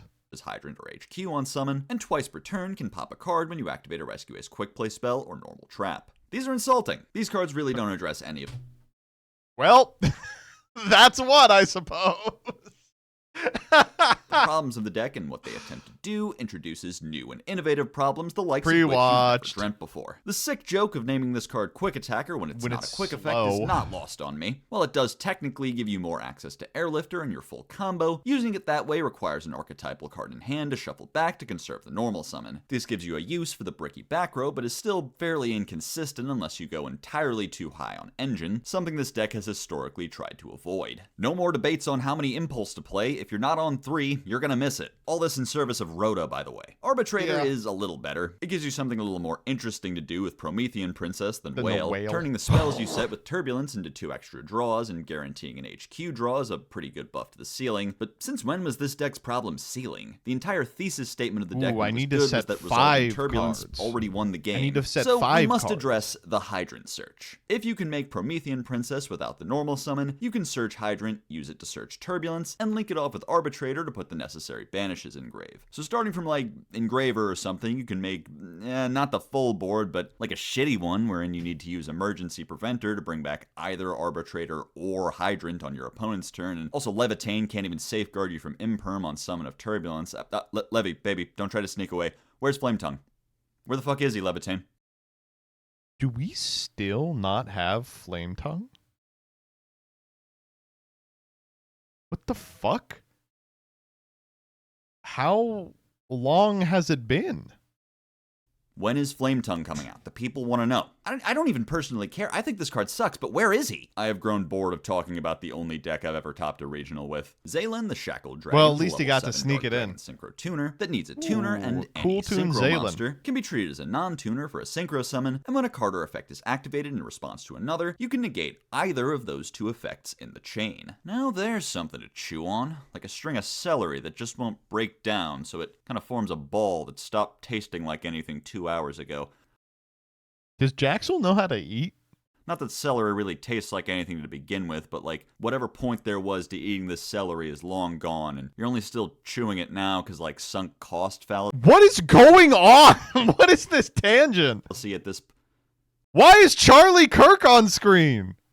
Blackout Coffee. As you may have noticed, while this card requires a synchro, it doesn't specify a non-tuner synchro, which, I mean, is really funny how they had to like throw random shit about synchroing with only tuners onto this ostensibly unrelated card concept to force it to be Cool Tune support. But regardless, this card does actually work pretty well with Cool Tune's existing pieces, making it as no trouble since Q and Red Nova can make the level 4 Trackmaker, and Red Nova can summon the level 3 Rico. You can also use Clip with either of your level 5s on your opponent's turn, and in edge cases, there's also the option to use Loudness with Red Nova. Why does he Veiler. Cool On his own, he Tune can like protect you that? from some hand He's a traps, freak. things like Ash and Bell always going on Chainlink 2 to be negated, and Veiler's often needing to respond to trigger effects. And as a disruption, he of course can prey on decks like Draco Tail that want to trigger multiple fusion materials at once by forcing them to give you 2 choices of what to negate at the end of the chain. But he gets stronger the more control you can gain on his activation window, which is where Cool Tune's innate chain ability comes into play. When your opponent activates a card as Chainlink 1 that you want gone, chaining something like Clip or Synchro can give you a window to negate that card on command. With Loudness War, you can now respond to threats that can't be dealt with using a simple pop by passing the ball to the dragon whilst it can chill out and clip a card out of the extra deck with its effect proper. Wrapping back around to hand traps, this even gives you a method of stopping an open game state Nibiru. By holding a Cool Tune Synchro in hand, you can always chain it to the nib, waking up Zaylin to stop it. This does, however, mean that if you set it before ending main, they will get a window to nib, but at the very least you can use it in end phase if you really want, or you could live on the edge and try to next level your opponent to thinking you set a different card to trick them into using nib and hand looping themselves. On the topic, it's actually kind of noteworthy that this card negates and destroys. Feels like that's been going out of fashion recently. You kind of forget how good it is to negate and destroy if you've gotten used to like Ilya Sylvia and whatnot. Dark Lord Jehudi. That is true. There are not very many negate and destroys fairies, these and can days. banish itself from grave while you control a Dark Fairy This Fusion Dark to add Lord back a stuff. Dark Lord card or They took a forbidden hardline spell. stance against Golgolet summons lesbianism. 2 level 6 Dark Lord tokens on summon, but locks you to fairies, and when it hits the grave, surges a Dark Lord or Forbidden. Dark Lord Dance fusion summons a Dark Fairy Dark Lord by banishing materials Dance. from hand, field, or grave. Could or you Dark imagine? Lord monsters your opponent controls and gives it an extra 1,000. Evening Star is a fusion of 2 level 6. This card's and higher name was Dark Fairies that's Lucifer. untargetable, sets both a Dark Lord spell. What do you want and them a to call Dark it? Lord It was trap called from Dark deck on Lord summon, and Pleasure. has Salty's iconic shuffle to copy quick effect. And Forbidden Crown is a quick play that makes one monster on the field negated, unable to attack, indestructible, unaffected, untributable, and unable to be used as material for the turn, and neither player can respond with monster effects. This support adds a lot more cohesion within the archetype, giving you much more streamlined Dark Lord ways of Dance building rolls off the board. tongue Golgolet better, being maybe a for bridge you. between your monsters in your back row makes it way more consistent to find the ones you want, most notably Dance, which snowballs into more back row through Evening Star, who can't be ashed or veilered, making him nigh impossible to stop once he hits the board. Using Jehudi, you can summon Golgolet from deck and get its 2 big tokens, then link it off for Mirage Lights to search Dance and fuse the 2 tokens into Evening Star. Or you can summon Indulged instead and search Golgolet to pitch with Condemned, so that when you activate Dance, chance, you can banish Golgullet from grave and the Dark Lord you gave your opponent. Once you've reached Evening Star, you can set any of the deck's fairly strong traps alongside banishment, which if you so desire can search a second trap and then be copied by Evening Star to search a third. Each of them require a Dark Lord as cost though, so maybe for a more value efficient option you can use one of the searches on Ixchel, which will have fodder to pitch provided by Jehudi, adding back something to hand. And then you can bring her back with Containment to end on another Sharingan. Containment? Or you could allocate one of those searches to Morningstar. That's one of the for things that sure, he but changed. necessary if you want to copy Dance on your opponent's turn to summon the original Creepypasta, a board wipe and recursion tool. Between Chucky Jehudi Finster. and Banishment to search it, the deck has a somewhat weak starter count internally, but because Condemned can search Jehudi, any engine to make 2 fairies can get you off the ground. For the least investment, you can play Camby and a copy of Nightshade just to speedrun to Condemned any percent, but if you want some frills and excitement, you can also go through Melodious or Sulfachord to build some of their disruptions before getting into your own. And within the I deck like itself, there's Sulfachord. still a few They are ways to go over fusions. the top of just the normal board. While we're still a little ways off of being able to exploit Asmodeus shenanigans, you still have the fairy synergy of getting to play Orange Light with the particularly strong synergy of getting to pitch Golgullet and get a search as early as your opponent's turn, which can be either a starter or a board breaker in the form of the Forbidden spells. This gives you access to the tried and true options like Droplet and Chalice, but also the brand new Crown, which can do a lot more than just negate. Functionally freezing a monster in place for the turn, making it unable to do anything, but also making basically all things unable to be done to it. This card usually works like Warning Point going first, stopping an effect and removing a material, while also hedging against any floating effects, but it can also be used on your own monster to guarantee that it'll survive the turn, and assuming there's no piercing or direct damage to worry about, you, the player, will be guaranteed to survive too. Going second, this function of the card could potentially end up as a liability, making you unable to win that turn if you crown an opponent's monster with no way to do damage through it, but it's not so big of a deal if you freeze something small in attack position like the one of Snatchy that you can easily attack over for 8k. So while Dark Lords have still yet to put up much in terms of results in the OCG, we've seen Crown pop up in side decks and occasionally main decks as a new possible board breaker for the format. Learn around DDD Alfred, the Divine Sage King, is a fusion of I didn't 2 realize DDDs this that card can was summon another in DDD Bit fusion Bro. by I was like, shuffling oh, I back guess from I just Grave missed a and Banished. DDD And when upon we were being playing banished, it. you can place contracts from Grave and Banished back on the field up to the number It's of just, DDDs what you if your control. Genghis And the was little combo also piece for Caesar? DDD that kind of just doubles the number of bodies you get for a single Necroslime activation, meaning Necroslime alone can make Caesar. But this also helps you play through disruptions up to and including Droll. This because is it in improves Master the Duel, value yeah. you get off your King Been in Talon, Master Duel for a month. repeatable advantage source that isn't search based. Not really much else to say. There being an extant effect on a fusion monster that triggers when it's used for Arc Crisis is, important to somebody, I'm sure. It can summon itself if you control no face-up monsters, and optionally becomes a What tuner, was and can that? pick a card and reveal a water synchro to search a monster with the same type, but one less star, then optionally flip itself down, then lock you to waters. Pretty good option for a lot of different water decks, but not without limitations. The discard can be mitigated with Atlantean triggers, but the reveal is probably going to require an extra deck brick of some sort. To search Agarine or Abystius, you'll need to sleeve up Great Old Dragon, which, making the most of a bad situation is actually pretty cool going second. To search Dragoons, you can put in Repetitia. It blows up Tristran can cards. technically feel alright playing Quandax to search Smyger, but No you'd thanks. never lock yourself to water in this deck. Meanwhile, in Goaty, you can comfortably reveal Arion Post to search Abyss Shark, or Monoceros to grab Snopios or Sykes, whom you can even tribute summon because remember, this card doesn't even take your normal. By Great Emperor Penguin, Dracotail Sholas can shuffle back some Draco Tails and shuffle This one of your card's opponent's cards, okay. and it has Salty's iconic effect to come back from the grave. This card doesn't move the needle at all on Dracotail. Recurring Ketu in the traps without having to constantly rely on the conga line of each trap shuffling back the previous one is a welcome addition, but tied to ignition speed removal, I'm not really seeing an airtight argument for this even making the cut in the extra. K9X Ripper M is a rank 9 that pierces, shuffles this back is the 2 goat. cards from your opponent's grave or banished when it's summoned by a K9 back row, and can negate a monster effect and then kill fucking everyone in the room. That's one way to make an impression. Hard to make a provable argument of whether this is an upgrade or side grade to Werewolf, but you can't deny she's put her goddamn foot in the door. Unlike Werewolf, whose last resort nature had more to do with his effect being so specific that it only really shines once you've simplified the game state down to the point where ripping the last extender will get you past the finish line, this card is more of a last resort because while it probably ends the turn, it also nukes your board and forces you to rebuild on turn 3 to kill. Some good news though, there is finally a K9 card that can pop Case. Good work, team. This card Hooray. sucks. Topologic Blaster Drag is a link 5 that you can't V-Link It with does. that activates one of 3 effects when a monster is summoned to its zone. It either shuffles back Oh, all the monsters, Topologic shuffles back Link all 5. back row, or rips a card from your opponent's extra deck. This is technically another thing you can do with your Link 5 plays in Rocket Dragon Link that can rip a card from your opponent's extra on turn 1, and then on their turn you can trigger with Tracer or Quick Launch or something something to rip another, stop a field spell Another from way to resolving, or V-Link? deploy This guy a nuclear can't option, V-Link. sometimes even a He is combination of banned the three, from since V-Linking. each of them are separate once per turns. But since you have to give up one of the Boral Link 5s or somehow work in a Boral code line to bring them out, and you already have an extra deck rip option in Silver Rocket if you want to build towards that, I just don't see the vision. GMX. Hey bro, are you fucking stupid? Dude, you gotta try GMX. GMX. I love this deck because I'm fucking dumb. This was made to make me feel better about the fact that people were jumping down my fucking dick for saying this archetype was not good. Joseph fails to see the potential that Joshua Schmidt does in GMX. What? You want to win? Dude, that's stupid. I play to have fun. Things are only fun if they fucking suck. Play some GMX, bro. There's a card that fucking kills you. It literally kills you. Kills you! You're gonna look so stupid when this deck wins a regional in Lithuania next month. And I know what stupid looks like, because I'm stupid. GMX. My favorite YouTuber is Peeps. Mercurial.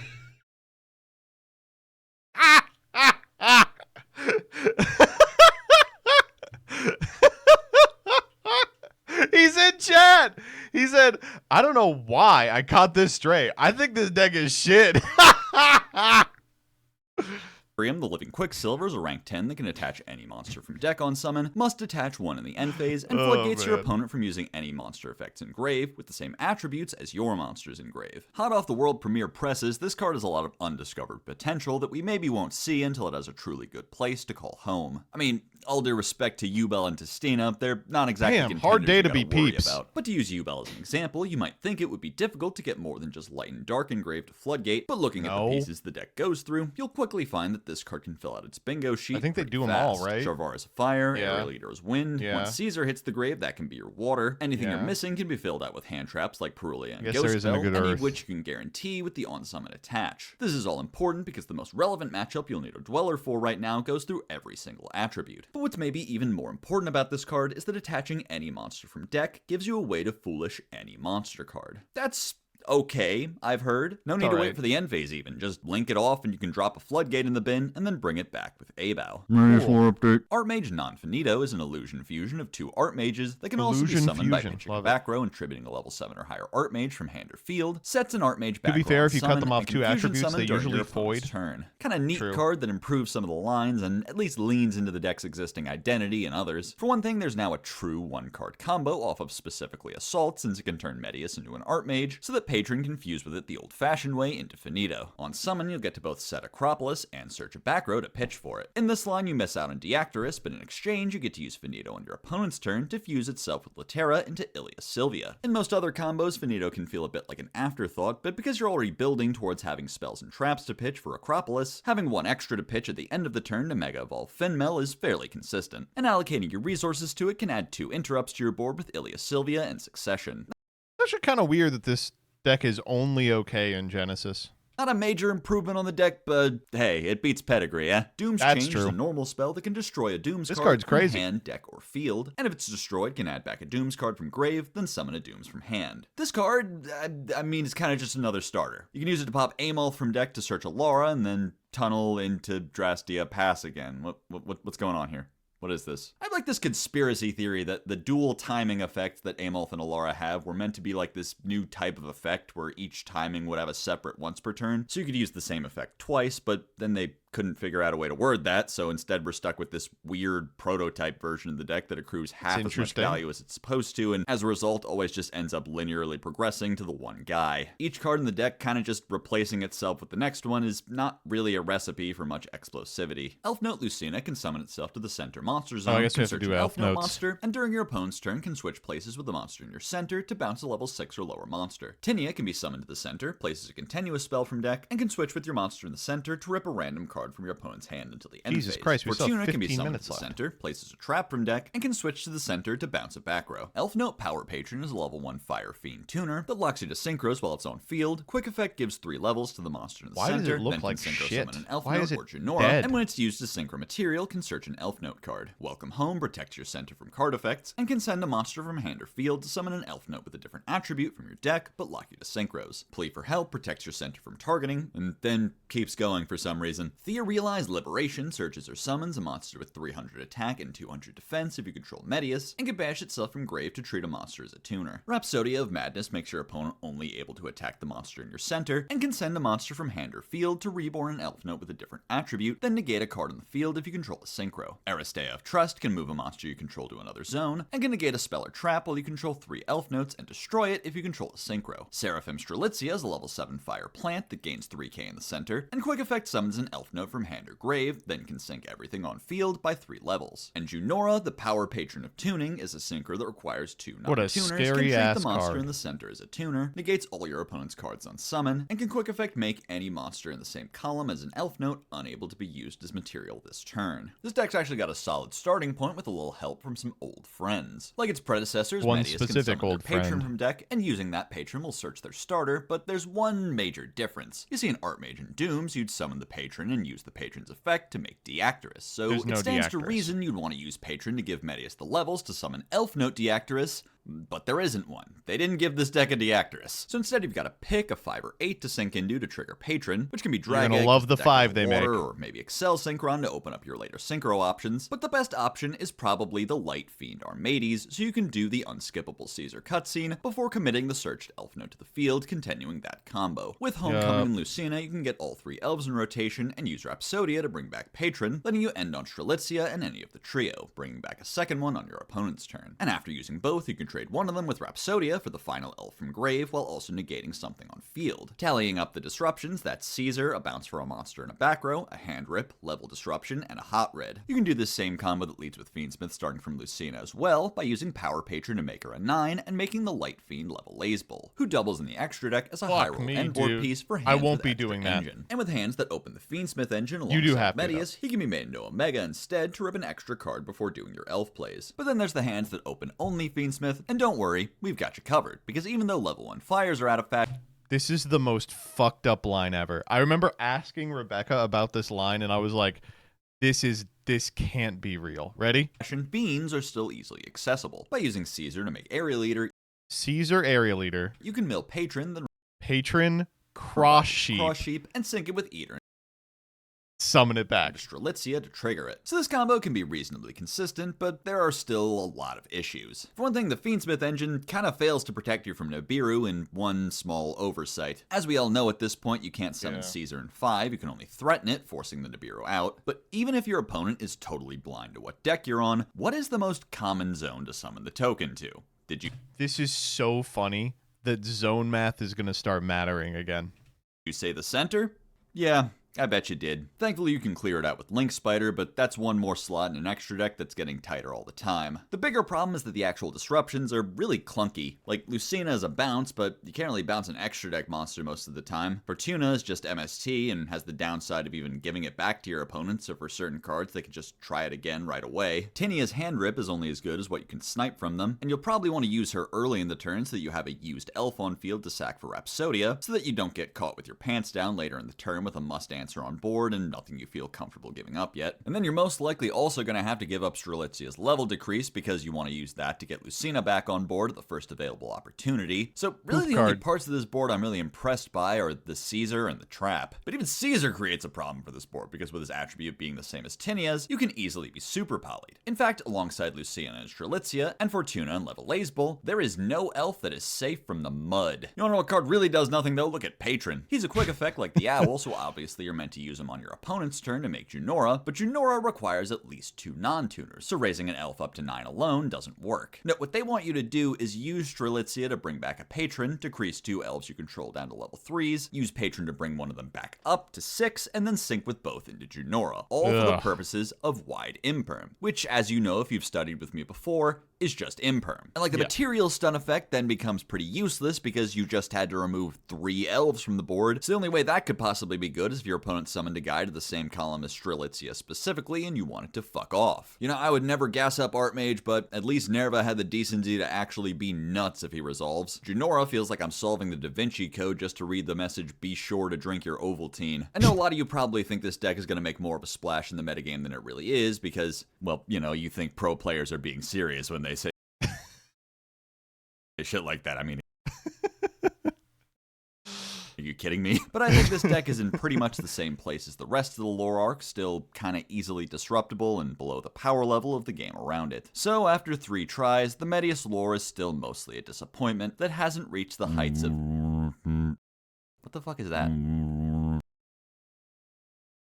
God damn it. Hold on. He's saying lore update, right?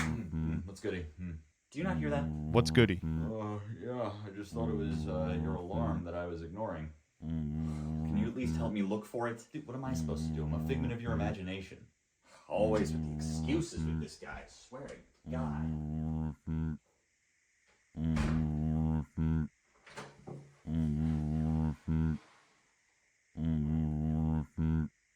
Is the last 15 minutes just going to be wow Baz?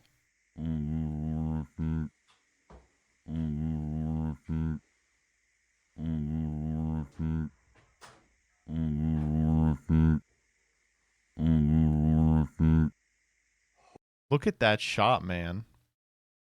It's like the Pulp Fiction MacGuffin shot, which is hinted to because in the previous shot, we are in Jaxel's bedroom and see the Pulp Fiction poster. And you can see his reflection. Wow. It's like Stephen Epstein. Holy shit. Almost lore update. It is Tri-Brigade the Spring Outlaws End's lore. kit is Okay. a light beast that can summon itself if you control a Tri-Brigade or Spring End, and when it hits the grave, you can reborn a Tri-Brigade, Spring End, or Friend of Albaz. This card fully bridges the gap between Tri-Brigade and Yummy, giving you a normal summon to search with your Fractal Kit Nerval chain that can be made into Snatchy, and then revive the Nerval to use its effect, and then make Cupsy. Meanwhile, in Nerval starts, you can make All Mirage and mill new kit with Fractal to bring back the Nerval. And in hands that lead with Yummies, you can make 2 bodies into Mouser to mill both kit and something to revive with it. And of course, if you open it, it can easily summon itself to extend. While This one card is so Snatchy good. limits the flexibility of combos in ways that Linkaribo and Almirage can only partially mitigate, and no Herald greatly weakens your board, this is still probably the best variant of the deck going forward, and not unintentional. Of Tri-Brigade, right? Not of Yummy. I guess it could be Yummy now that Yummy is the way Yummy is.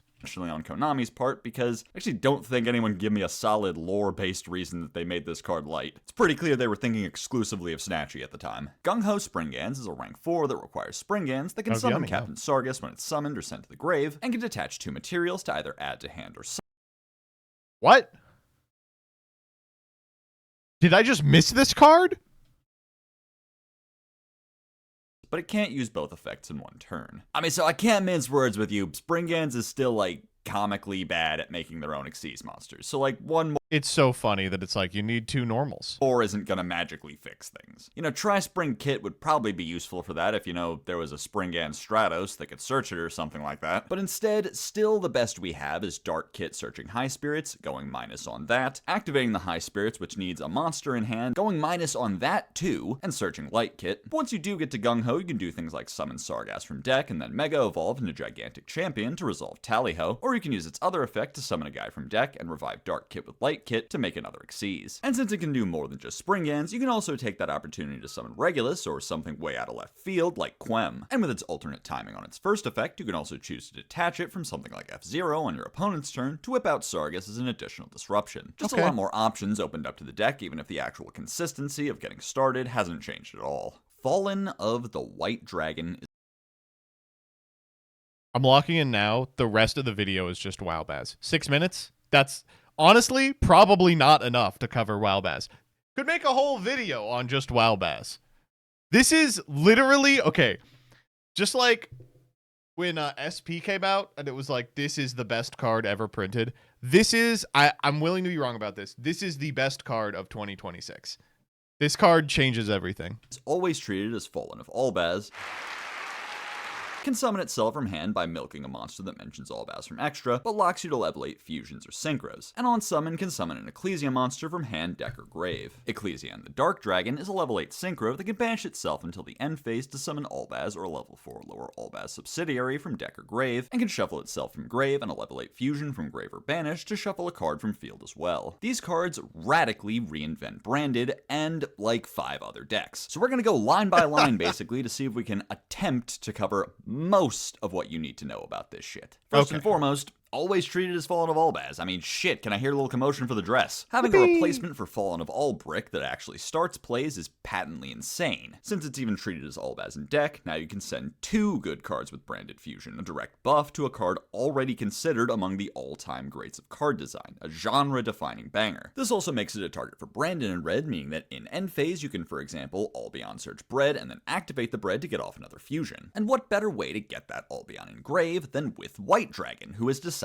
that he's X-Dryzial. Mill a fucking Albaz fusion for cost. Not just fusion, come to think of it, anything that happens to mention him. You can send Gung-Ho if you want. But yeah, just look at your hand, decide if you want Sprin, Titaniclad, Rinbrum, Albion, Devours, Lenidus. Do you want to mill fucking Queritus for some reason? Put your hand in the cash register. Whatever you want, it's in the bin now. If you live in New York City, their graveyard is now your graveyard. You have an end phase trigger prepped. And I mean, that's just the cost. The effect is summoning himself so he doesn't take your normal summon. This means that in addition to anything else that might search him, like High Spirits, you can run Starleech Seyfried as a normal that can search White Dragon and not really have to worry about it conflicting with anything else that might want your normal, because oh my god. As Cartesian Kit can already summon themselves if you resolve White Dragon, Aluber can be summoned with Opening, Quem with Titan. I mean, who the fuck needs a normal summon? What is this, gadgets? It's 2026. You know what that rhymes with? 2020 dicks. Are you paying attention? That's true. Summons Ecclesia from deck, making it the best Dogmatica card true. ever printed, and it isn't remotely close. It's searchable with fucking Nadir. But in a deck actually planning to do anything, you're more likely to summon Incredible Ecclesia, who can then immediately sink into Dark Dragon or tag out into the Golden Sword Souls. I promise this Whoa, okay. will be worth your time. So that when Dark Dragon tags out into Cartesia, you can banish it to reborn the Ecclesia as fusion material for Gronganule. By the way, because he's Albaz and he summons from hand, deck, or grave, Incredible can even tag into White Dragon, who can bring Incredible right back to tune into Dark Dragon, but of course this is only a last resort since it takes your normal and doesn't get the mill. Ecclesia and the Dark Dragon. This card gives you insane control over what combo piece. I can't believe that they made this good.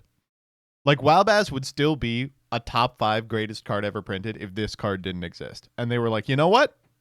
It exists. Is to pivot between being able to summon Cartesia, Quem, or Kit once on each turn. Since it comes back in the end phase, it can be the other material to fuse with White Dragon using Brandon in red, or on your opponent's turn, you can tag it into a copy of original Albaz to super poly on command, with more precision than Quem and less setup than Rinbrum. And yes, as sad as it sounds, original Albaz is still useful enough as a form of disruption through all 3 of these cards, and through Incredible Ecclesia, that it's probably worth giving up 1 copy of White Dragon to play the old one.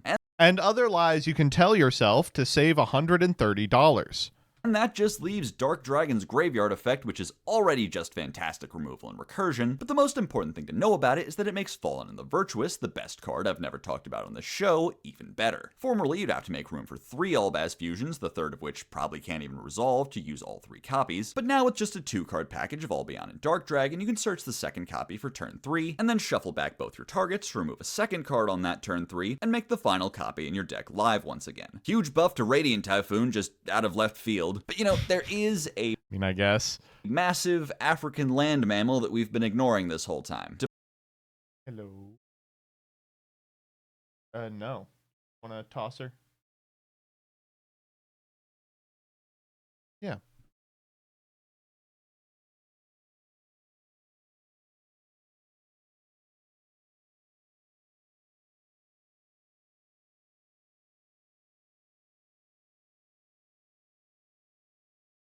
To play Dark Dragon, you need to avoid the lock on Branded Fusion, which has been the driving force of the deck for over 3 years. But one thing to remember is that these cards were made with the OCG in mind, where Branded Fusion is still limited. They're intending for the basic game plan of the deck to change, and Branded Big day Fusion for become Nesh. more of a last Synchro branded, resort finally the follow-up way to option, play while the your deck. main plays give you more space to use the several tuners in your deck as more than just flavor text. But if you don't like that, don't worry, we can find you a deck that'll love to make Synchro monsters with Assault mode. Ecclesia. Sword Soul obviously loves a way to Ecclesia without the normal, especially since it can put Mirror Jade in grave for tie Who is out a worm. banish. But of course the level lock keeps you from using Long Wand to make what remains of the level 10 pool, so still an imperfect home. So who do we know with level 8 I actually don't have time for a transition It's sentence here. Dracotail. Arthalion, just get the fuck in here. Dracotail has risen to consistent top dog status in the OCG, using White Dragon as part of an all-new, all-different branded package. From White Dragon alone, you can summon Cartesia, set Fallen and the Virtuous in the end phase, and then return Dark Dragon to the field to tag into Albrick, 2 extra extra disruptions and a quick effect poly off of a single card. Consistent access to Cartesia makes it much easier to summon non-Draco Tail fusions like Secretarion and Star Source that otherwise would demand Secretarion the being slot. more And playable both at all is Ecclesia so and scary. Cartesia coming back to hand in end phase, guaranteed by the White Dragon always sending a fusion, adds more fodder for fusion summons on your opponent's turn. Starting from Branded Fusion, you can now summon Phrixel and White Dragon, so that later in the turn you can add White Dragon back with Arthalion to set up Ampersand and Incredible Ecclesia as disruptions. And the only Okay, I hate to be like this. You would not catch me dead not playing this deck this format.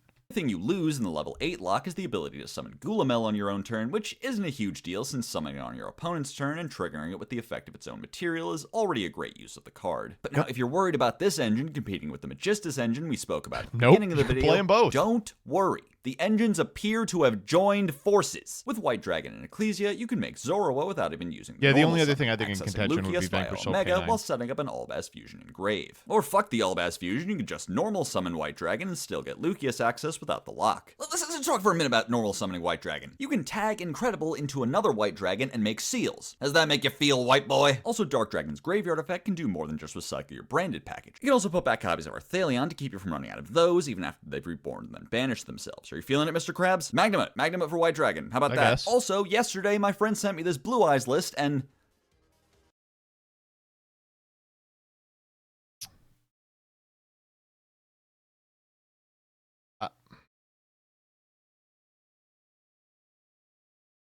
yeah, this one I don't get. actually, you know what? I'm going to be honest with you. It makes less sense the more I think about it. Okay, never mind. Oh, man.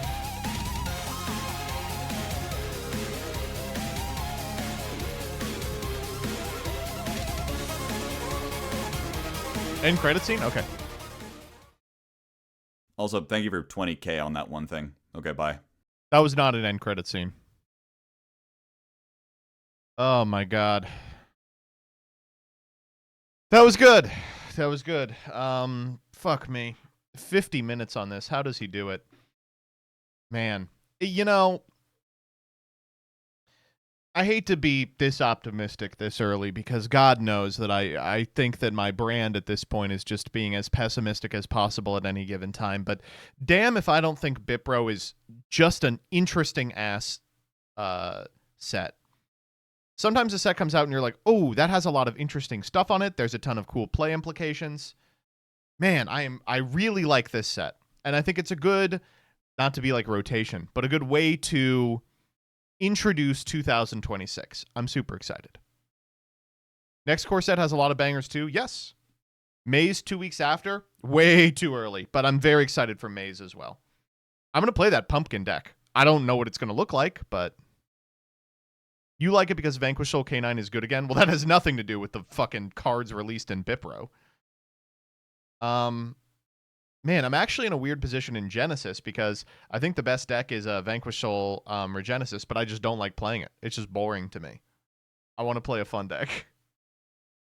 Ugh. All right. Well, thank you all for sticking around for the Yu-Gi-Oh portion of the stream. I am going to call it here with respect to Yu-Gi-Oh. Just a quick reminder that the video we watched is currently pinned in the channel. I'd really appreciate if you checked it out. If you gave the Curry Bandits a subscription, if you left a comment, if you liked the video. On Mondays and Wednesdays, we like to cool down with a little bit of the Binding of Isaac. So we are going to do that.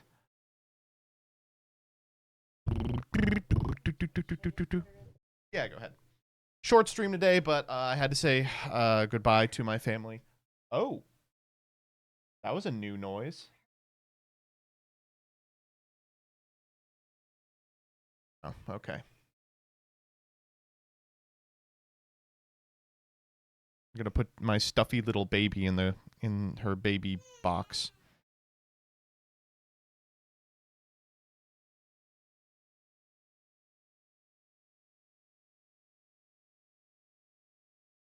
You know what?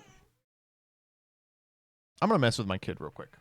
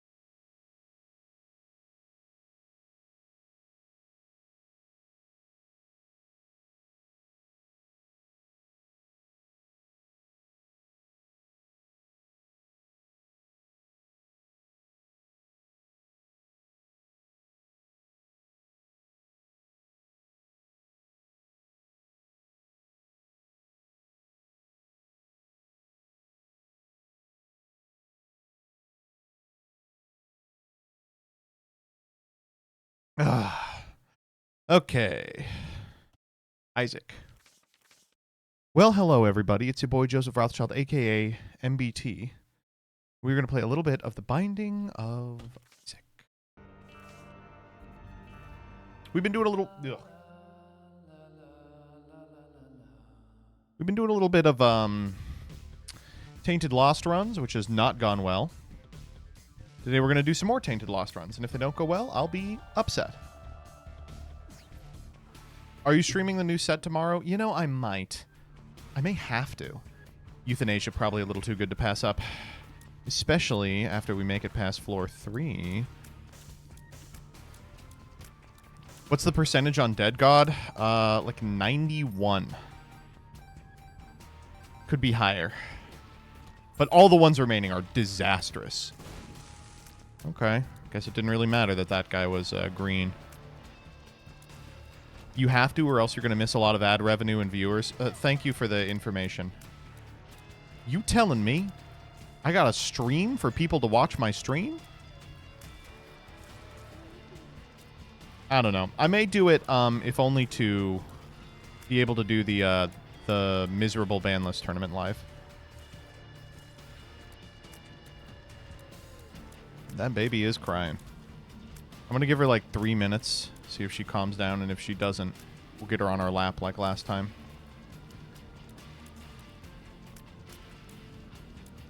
She's a little fussy because the family left today. The kin tears up. I'll take it. Do we know the current progress on the MBT? I don't think there's too much left. I think they have to do semis and finals at least. Of all the people, I think I Wish I Was Dead is not around at present, and one of the top 4 people went to bed. What's your time zone? EST. Ooh, wow, I like both of those items a lot.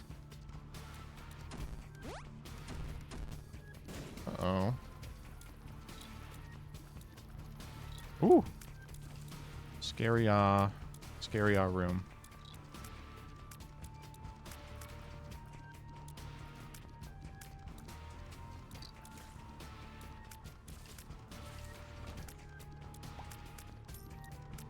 What was Kid at for the MBT announcement? 0. We kept Kid at 0. You know, as much as I like those, I don't think I'm going to get a chance to get them. Ooh, or will I? What if I get a Pageant Boy? Pageant Boy would do it.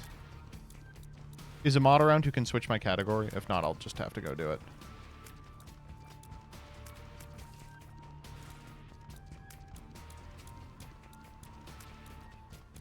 Man. I'm in such a strange position with Genesis, though, because boy, do I really, really, really want to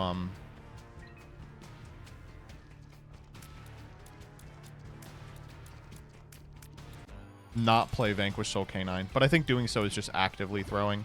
That deck is just way too good. This seems like a bad decision, so tell me if it sounds like a... Oh my god, please don't let me die here. Actually, let me die here. If I've taken damage this early, it's better to just run it back. I don't know if you saw in the Discord, but I got a Kitkalos womb tattoo last weekend. That's unbelievable. I'll get to it, Rebecca. Satanic?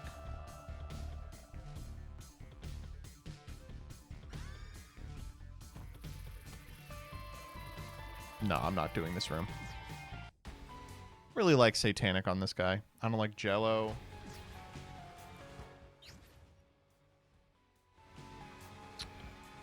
Booger not affected by luck. Blech.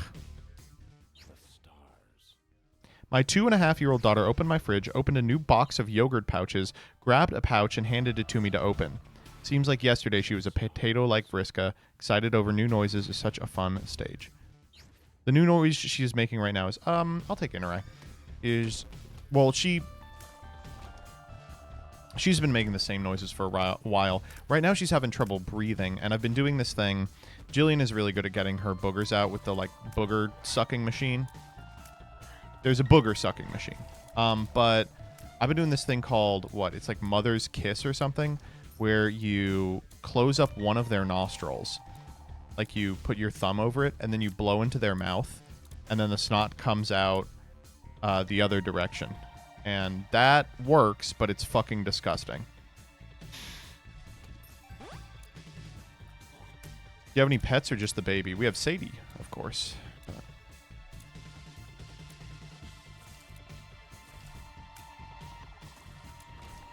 Did you bullshit Jillian into thinking Vriska is an astrology-based name based on things related to Scorpios? No, that's just that one guy. From the Am I the Asshole comment. Jillian's a really big Homestuck fan. I don't think Jillian's ever read Homestuck. Good for her, right? Man, if I was going to reset that run, I at least should have donated my money. Okay, what do we think this pill is? We could take it. I kind of want to save for Mom's box. Playing your baby like the Ocarina of Time. The Ocarina of Time. I watched the new Yu-Gi-Oh! Abridged. Man, they are moving kind of slow. I don't know what the time frame on it was, but I was like, fuck, it feels like we've been in the Casey arc forever. Doing like 1 or 2 episodes at a time. I will say I was really concerned when I first loaded it up. I was like, that sounds exactly like Philosophy Tube, but there's no way. Yup, there was a way. Woo, woo, woo, woo. Uh-oh. There we go.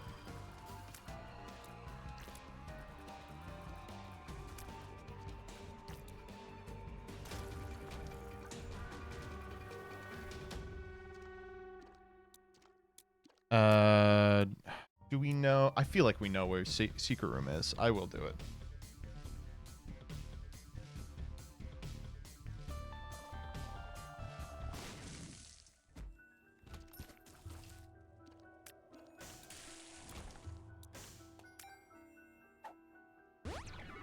Tears up pill. Okay, wait. This might be it. This might be to earn. All right, so we have all the hard ones done on here. We just got to go down and up. I'm willing to go down. Big pill? Nah, I'm not taking my chances. Unless it was tears up, in which case I'm really mad. Did you see the Triff versus Samir Bashar grudge match? Didn't Samir win? That's funny.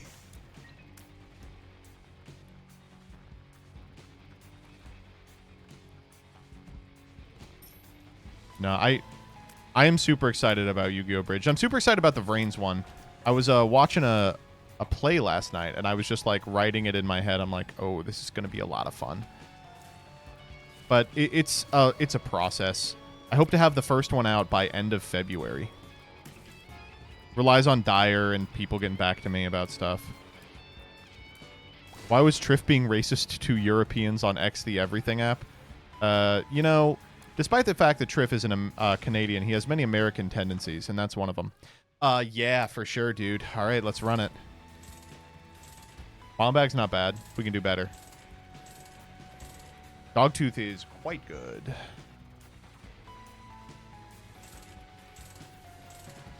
No. No.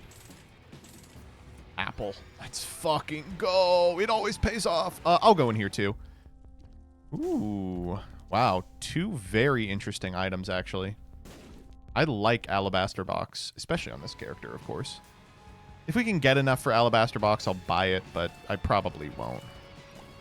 You're making Vrains abridged? I am. There are a couple of people...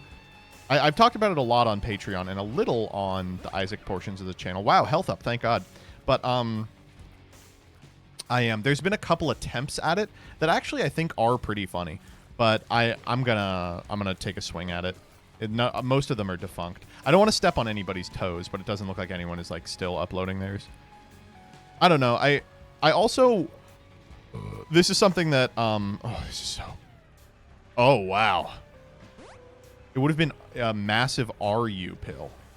Okay, we're going to have to wait out RU. How cracked would you say this run is so far? This is like a 5. It's got potential. This is a very normal run at present. Thanks for the drowsy pill, by the way, because otherwise your boy would... Does Big Drowsy last for the whole floor? Jeez, I hate RU.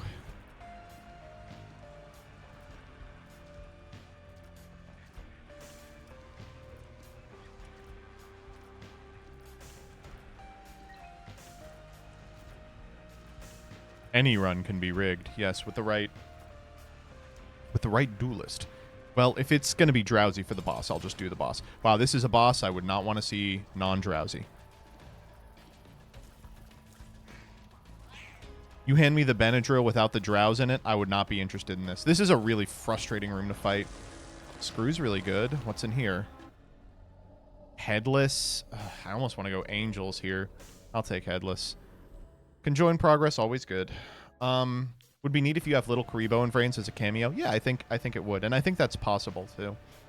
We've worked together in the past. Although I recorded that thing and then it came out a year later. Woo. Small rock. Okay, wait, we're fucking it up. Only thing we're really eating shit on right now is speed. Don't forget to roll for Erica Kirk. She's actually the reason I'm doing it. I think there's no reason to blow up this rock yet because it's just going to be those. Okay, here's now where we make the big choice.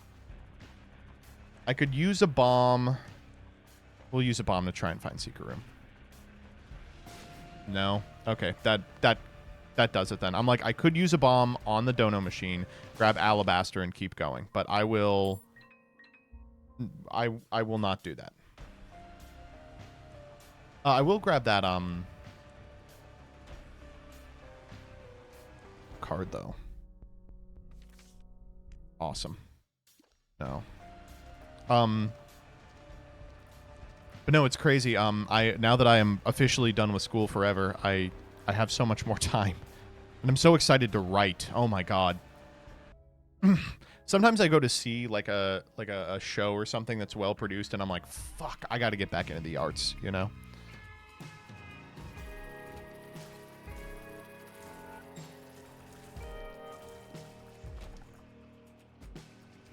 I have like an interesting idea for a book that I've wanted to execute for a couple of years, but I just, you know, I writing not for school and reading not for school always feels like such a big waste of time. It's something I wouldn't want to do until I've had enough time to feel good enough about my work again, you know. Finally you have the time to start your right-wing grift channel. Grift? I actually believe all that stuff. Like, tell me a right-wing opinion and I'll tell you if I believe it or not. Best-selling author, MBT Yu-Gi-Oh! If I get like 1 million subs, I can just tell a publishing house I have that, and they'll be like, "Thanks, you win." Eating babies? Yeah, I'm into it. Is that something they want? Wow, reverse card. I really want there's options. I really want there's options. Always thought Jillian would be the writer. Jillian could be a writer. She's an incredible reader, but I don't read as much nowadays because of the way things are. 50% of adding a... Okay, so that's not helpful. Despite the fact that I got there's options in the shop, I'm going to do this earlier rather than later because I want the rest of the rooms on this floor to be comically easy, courtesy of the perfection trinket I'm about to pick up. Let's go. Probably should have tried more for the... Look at that. Holy shit.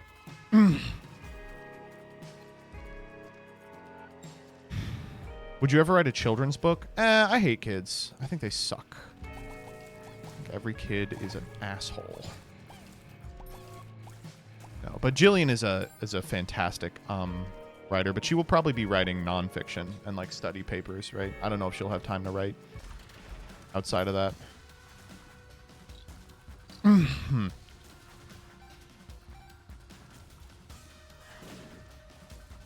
It's crazy too. I write so much with respect to like videos, but creative writing is it's a different beast. And you know what I'm going to do this year is a nano, which I haven't done in forever because I think they are pretty stupid generally.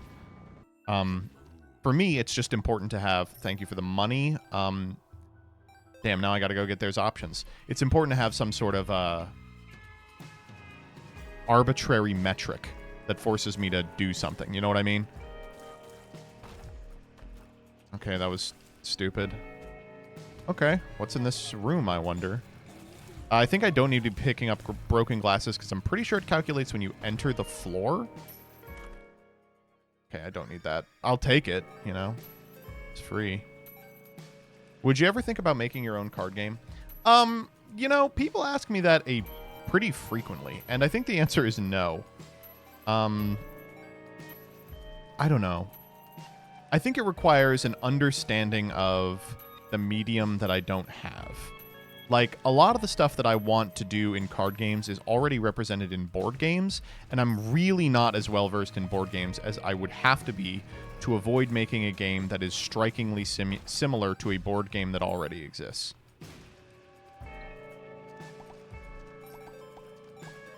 You know what I mean? You gonna play the diaper fur game? Yeah, we've got it set up somehow. At some point, I am going to have to talk to them. That's such a good item, but I can't take it. When are you dropping Bussy coin? Any day. Would you ever consult with Alestrals? Yeah, but I don't know if they would want my consultation. 60 coins already. Yeah, they're going straight to the dono. I don't trust myself on this character. When is the bonus episode of WotC? All right, a little bit of WotC behind the scenes. So we filmed the bonus episode with Jillian because she wanted it. And, oh, yeah, why not? Verp, I found pills, tears up, are you, I'm drowsy. Wow, 5 bangers. Anyway, no, we filmed it with Jillian, but it's not coming out.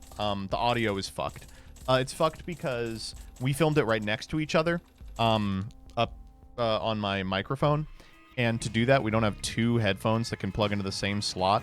And so you can just hear Danny and Peeps on an echo for a little while.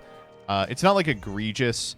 The thing that makes it unlistenable, I think, is we're fucking with the mic stand for a while. So I don't know. We might do it anyway. Like, we have pretty low standards when it comes to the bonus episode, and it was pretty fun. It was a fun episode, but we'll see. Well, Mr. Boom is better than teleport for me here, so ooh, like right here where I get a 5-cent item.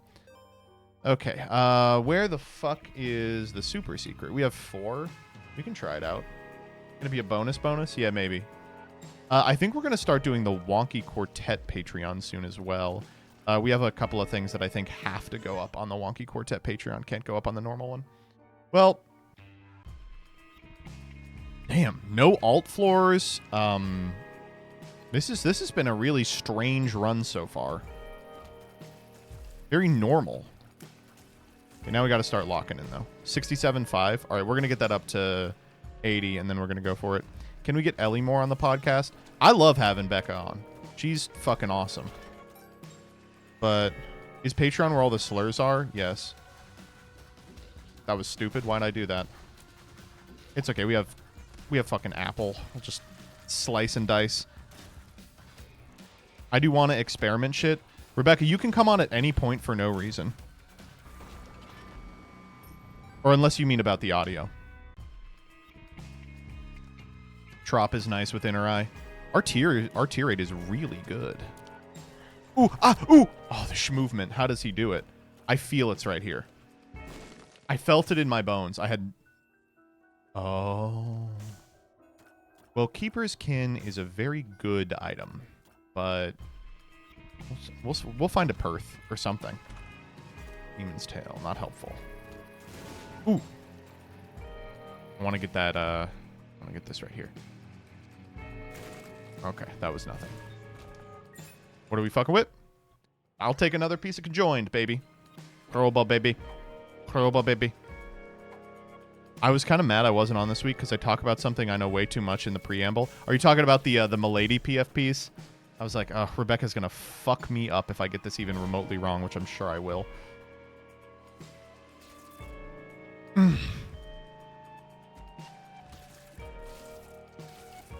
Well...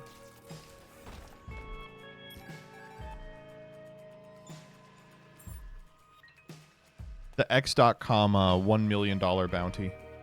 Ooh. Really fun room for me. All right, what are we feeling? Is it real? Is it happening? Nope. But it's happening here. Nope.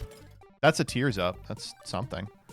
I don't really want to gamble on any of these. I guess they can give me like an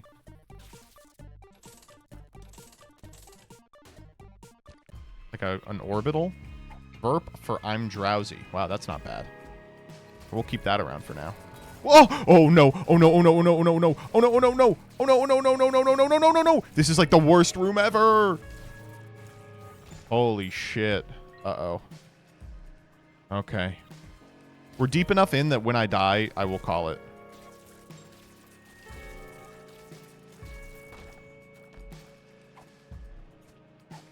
Two Verps. Looking for a holy card. Yeah, we are. I was afraid this was going to be a room with the little hidden guys, too. Yes, I'm looking for a holy card.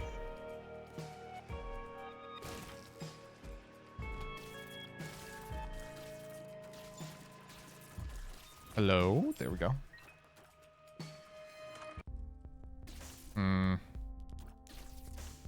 I'll take Stu. Do the boss here.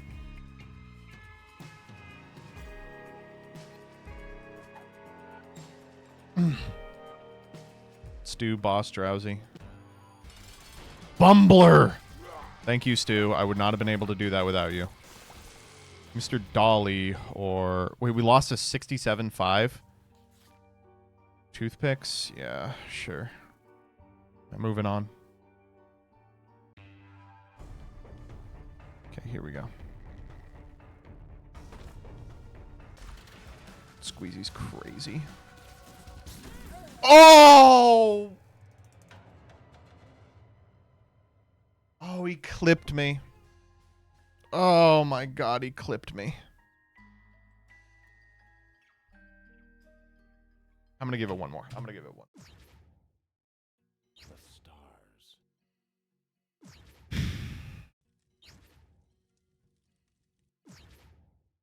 Dude, that was so irritating. The stars. The stars. The stars. I mean, that's not a bad item, but we can do better. The stars. No. Better items, my ass. Better items, my ass. The stars. The star. Multidimensional's not bad. The stars. I do really like rubber cement. I'm gonna keep going. The stars. Dead on or sad onion is fucking insane. No, I'm gonna call it. Come on. Come on, give me like a...